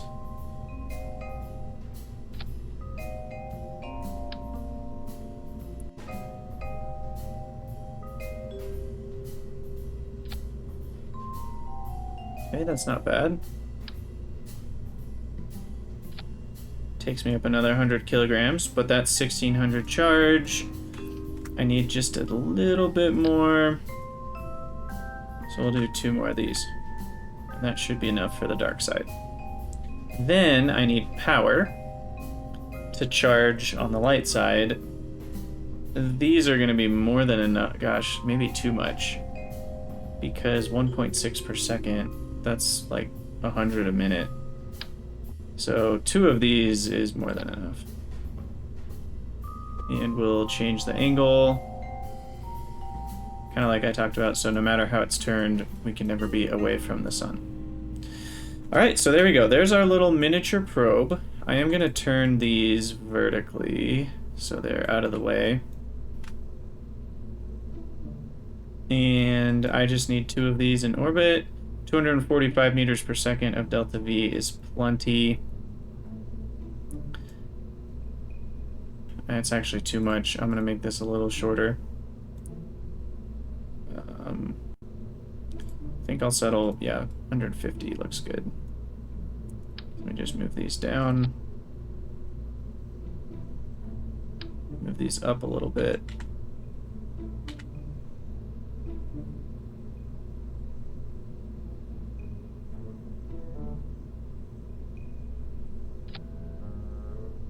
Okay, and then these 2 can probably actually change to be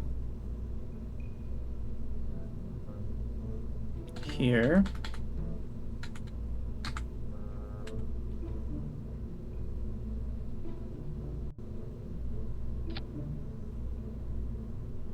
And rotate down. But then they need to move a little bit up. Okay, that should look fine when they're extended. Yeah, that'll work out. Alrighty.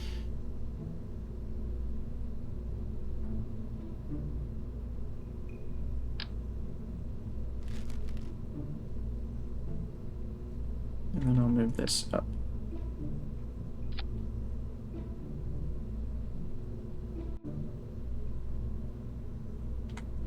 Why don't I turn this around like that? There we go. Beautiful. Okay. So this will be the K ant 1 20 200 millimeters. I mean, I guess these are specifically designed for a certain planet anyway, so I don't know if that's worth naming it that way, but that should do it. And now I want to change the root part to this, because that's how I'm going to launch it. And then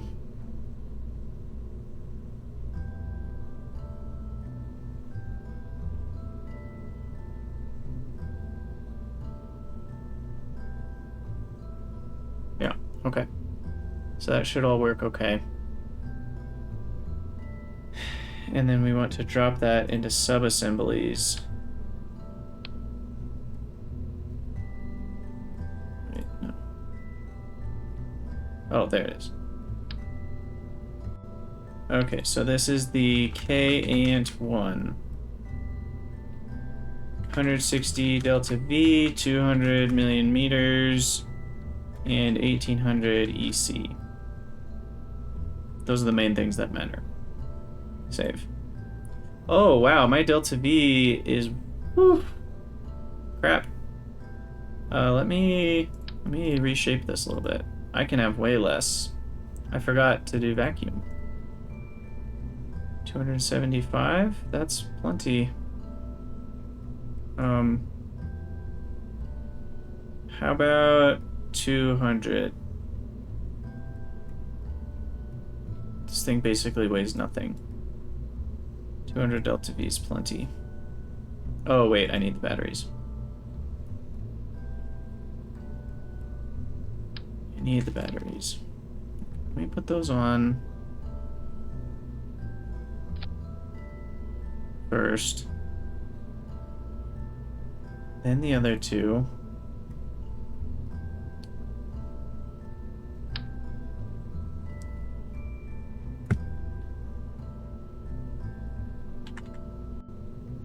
Two of them only.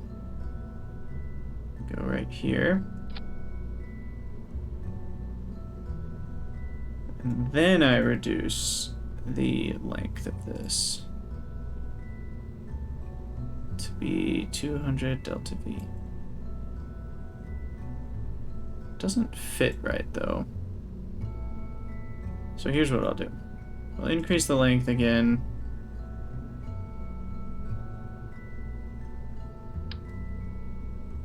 It's still too small. What is, hold on. Undo.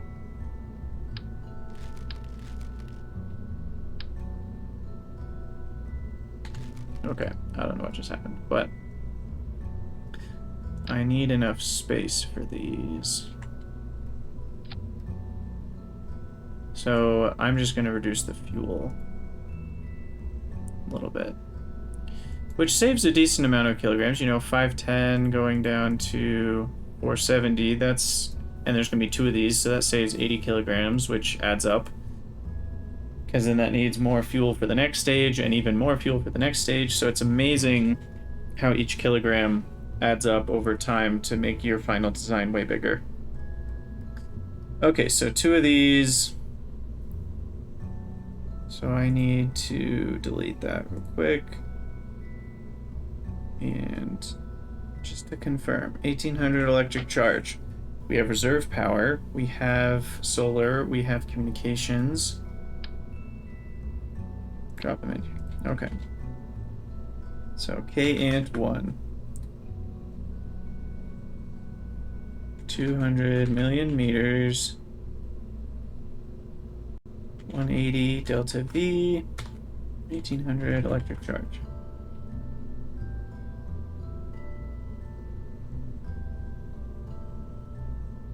So now, new craft. We'll save and continue. So now we start a whole new guy. And what I do is I put on the top a structural coupler, scaled down. And then I put two little decouplers, which are still in the wrong place for me. Turn those upside down. And then I take my subassembly and I drop that in. And sometimes they overlap a little bit, so I need to either rotate or increase the scale of this a little bit, which for some reason messes with that. But then I like to rotate these about 5 degrees away from each other. And sometimes these rotations work out nicely, but... So you can see right now the issue is actually these batteries are running into each other. So I'm going to reopen the K-ant and change how the electric charge works on this.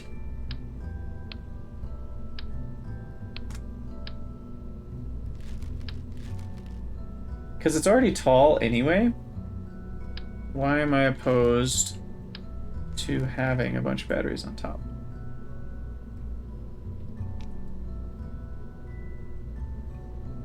I really wish I could just do a taller procedural battery, but you know, I can just do this.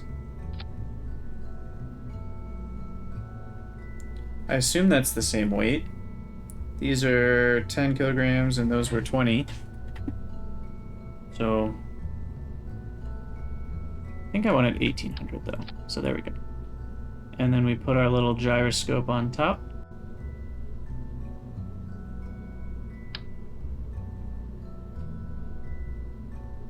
As centered as I can.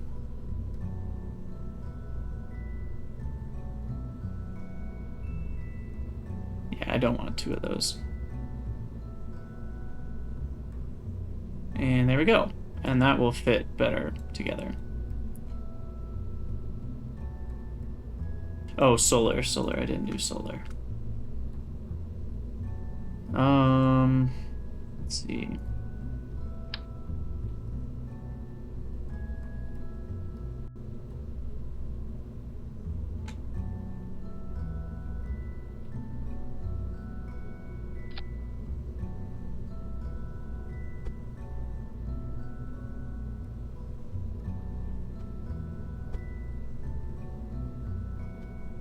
Okay, that's a little better. So we'll save that, and then that will be our subassembly. Can I just overwrite? I can.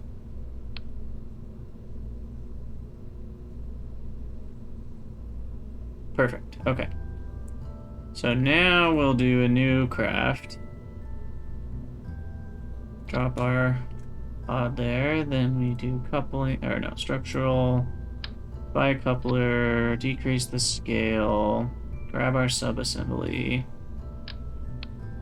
grab a decoupler by module, turn it upside down, and there we go. Now they fit together nicely. And I do want to give it a tiny degree of separation. I actually want less than 5. So this is where I will show angle snaps, and I think I can do 1. Yeah. And we can just give it the tiniest of angle away from each other. And then also move it the tiniest translation apart. Just to make sure they don't hit when you decouple. Because I've had that happen before, and it's a sad day. Like, those are still touching. I don't like that. So I actually want to get those, yeah, get those separated. There we go. So those shouldn't touch each other. Okay, so those will be the things that connect everything back to, well, just back together. And so this is called the Minmus mothership. And now we design this from here basically to be a ScanSat craft, and it just has an extra ton of weight on it, which is a lot. So this ends up being a very large craft. But that extra ton then is the communication system for the whole thing. So this will be probably a Terrier.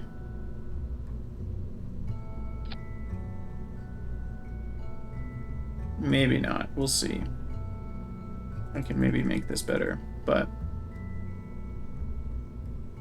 yeah, that might be too hefty. The ISP is just so nice. 345 is strong. And there's still a lot of things we still have to put on here, so I don't want to get hasty. One of which is the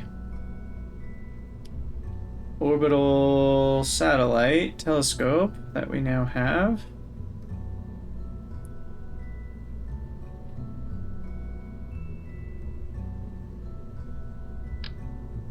So, you know, we're going to want one of those on there. I think this is where I can benefit from a service bay. Do I have one of those?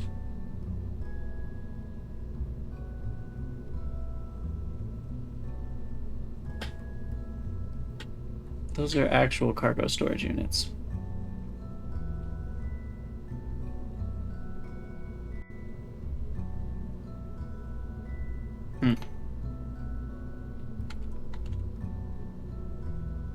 Okay, I do have service bay. I just don't know what category it's in. But this can be nice. It's 100 kilograms extra, though. I don't know if that's worth it. But, you know, then you can, like, put the telescope inside and center it and all that kind of stuff. So for blah, blah, blah. What am I doing? Ah, yes. Altimeter. I can change my angle snap back to 15.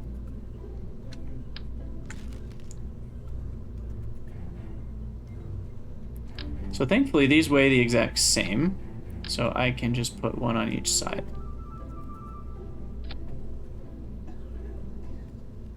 And given the way it's pointing, I think that makes more sense.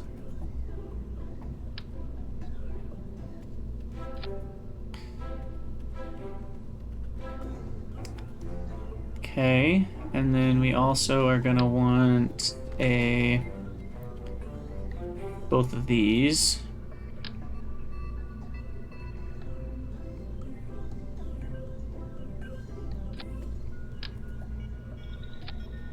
And I will put some effort into reducing the torque down to 0.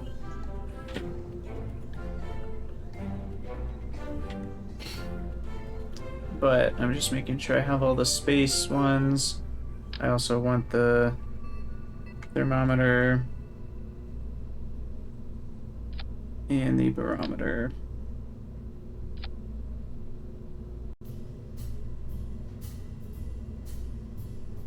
Goo doesn't transmit super well, so I won't worry about that. Okay, so then we want to balance things out.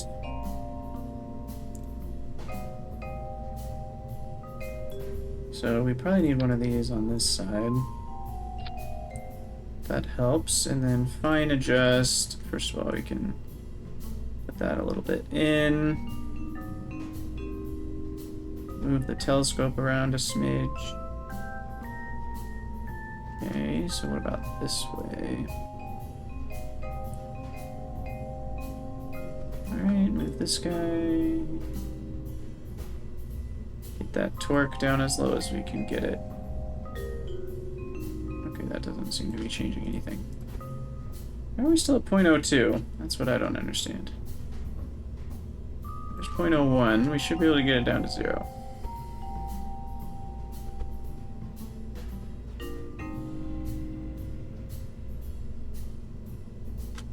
You know what I do sometimes? Here's the real trick. Is you put an engine that has far more thrust, and then your torque will be amplified, and it's easier to fine-tune where the exact balance is. So that's as good as that's getting. What about this guy? Can this move a smidge? Ooh, there we go, 0.01. So that amount of torque with this strong of an engine, we're never going to have issues. Okay. So we've got all the science pieces we need. Now everything else can just be radially symmetrical. We will need solar panels for this bad boy. Oof. I just looked at the time. I am going to have to go soon. As much as I want to finish this mission, we're going to have to put this off till next time.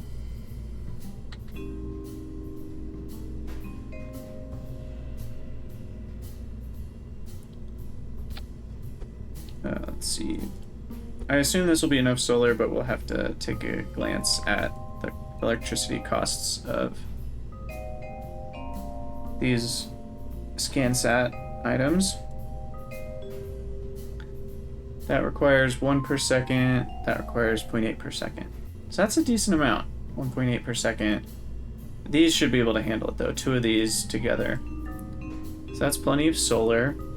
And then again, I need dark side calculations.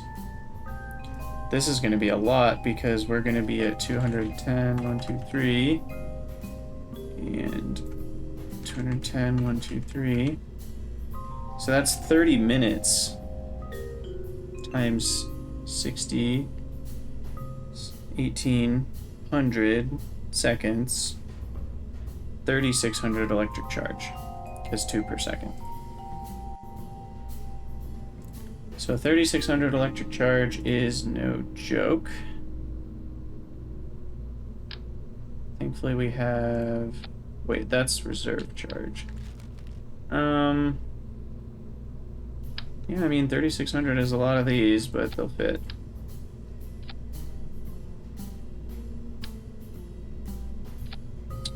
Now the other thing I do is I'm usually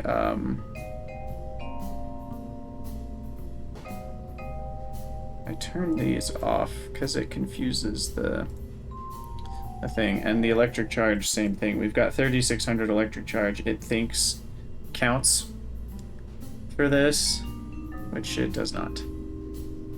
So this is 1600. That's another 1600. That's 3200. We actually need a couple more still. Okay, that should do it. So there we go. Electricity, batteries for dark side, electricity generation, satellites. So this whole thing, we will then put an engine on, which I think the Terrier's fine.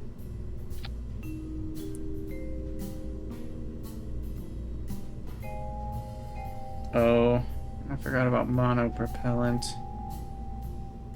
and attitude changes. Okay, so we're gonna need little thruster blocks.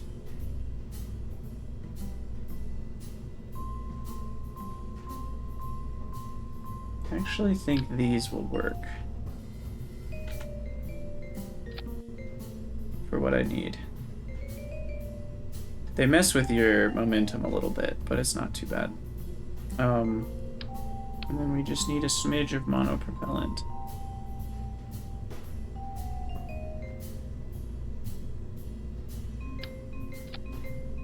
Which, can I... So like if I had one of these, can I make these have monopropellant?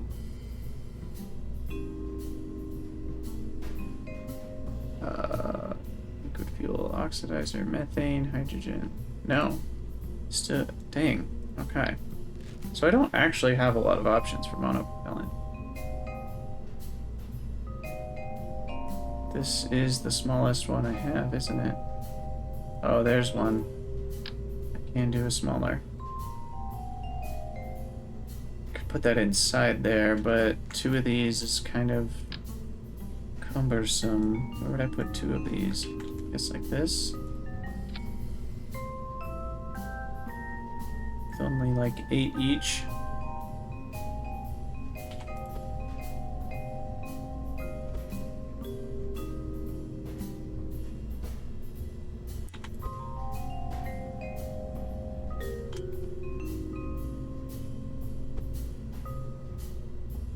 Just ruined my torque, but got to do that. So maybe I can fix this one too. Oh, it doesn't seem to work with torque properly.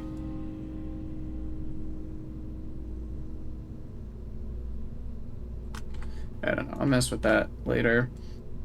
Speaking of torque though, these provide how much torque?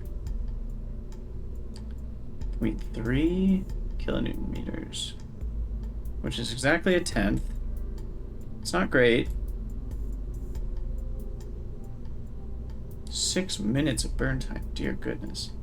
I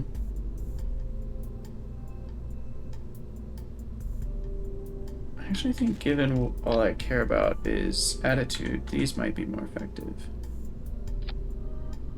No, that's worse.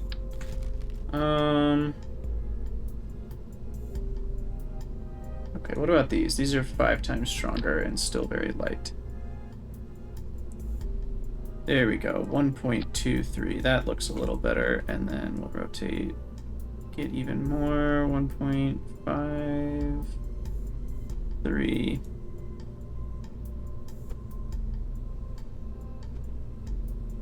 Okay, I didn't want it to look like it's running into that. I don't think it would matter, but... So that there is more than enough. 1 kilonewton meter per ton is always more than enough in my mind. So.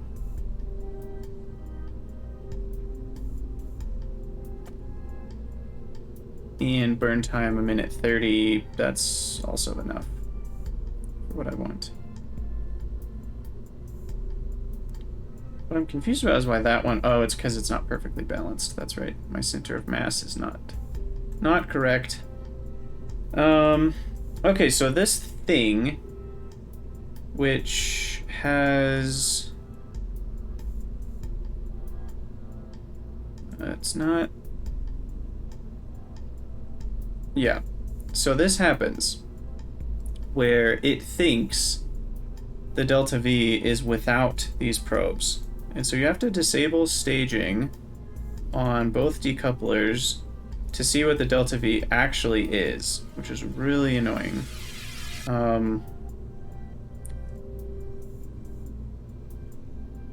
So that's always a bother. Even if you like change the order of all these, it never quite works right. So you have to do that. Disable staging, and then we can think about what we need. So this guy is going to enter the Minmus orbit, get captured, and it'll need to move from a 2 million meter orbit. And the 2 million meter orbit, let me open my calculator real quick, is where the satellites are. But then to move from a 2 million meter to a 210 kilometer takes only 90 delta V. Holy cow, that's basically nothing.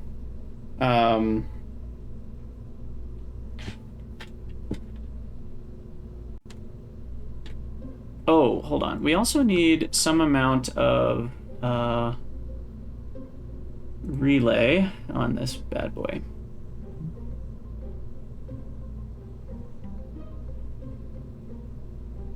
What's the smallest relay one we've got? Direct, direct, direct, direct, direct, relay 20K. Ooh, that's pretty small. Do I have a better one? Direct. I mean, that is... But 20 kilometers, these are going to be 2 million meters away. Yeah, I can't use those. I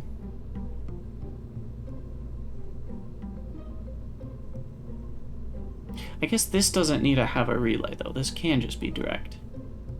And it's going to be at most, like, what, 4 million meters away?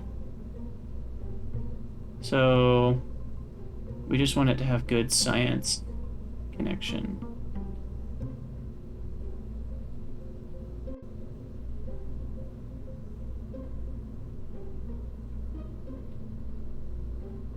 Let's go with 2 of these. Okay. All right, so this thing will need to get to orbit of Minmus, and looking at the Delta V map, that means... Gotta pull it up again.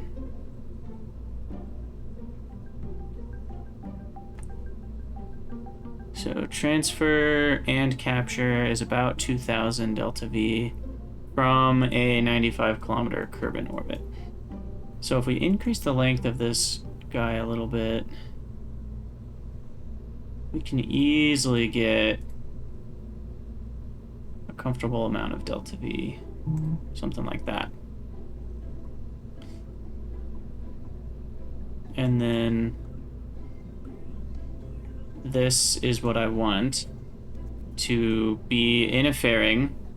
Whoa, I just did something weird. I want this to be in a fairing, and then this is gonna get to orbit.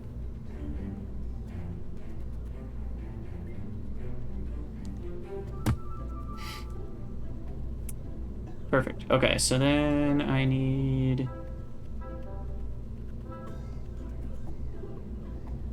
Once again, I would like to balance things here. So let's get that torque taken care of. Fine, adjust.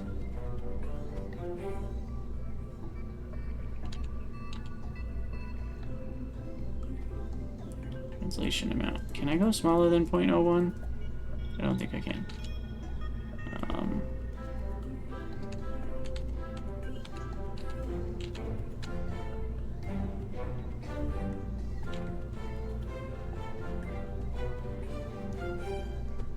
So this needs to go this way, just a smidge. There we go, 0.01.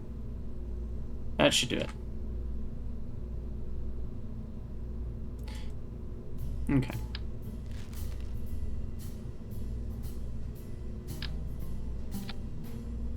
And that has a gimbal anyway, so that's not a big deal, but I just want to make sure I'm not introducing a lot of torque and that this is pretty symmetrical and I can thrust straight forwards. Okay, so we're looking good. I want to just make sure I can enable staging while a ship is in flight. That would be really unfortunate if that was a setting that can only be done in the VAB, and then I'm like, oh no, these little probes can't escape. That would be a huge sadness.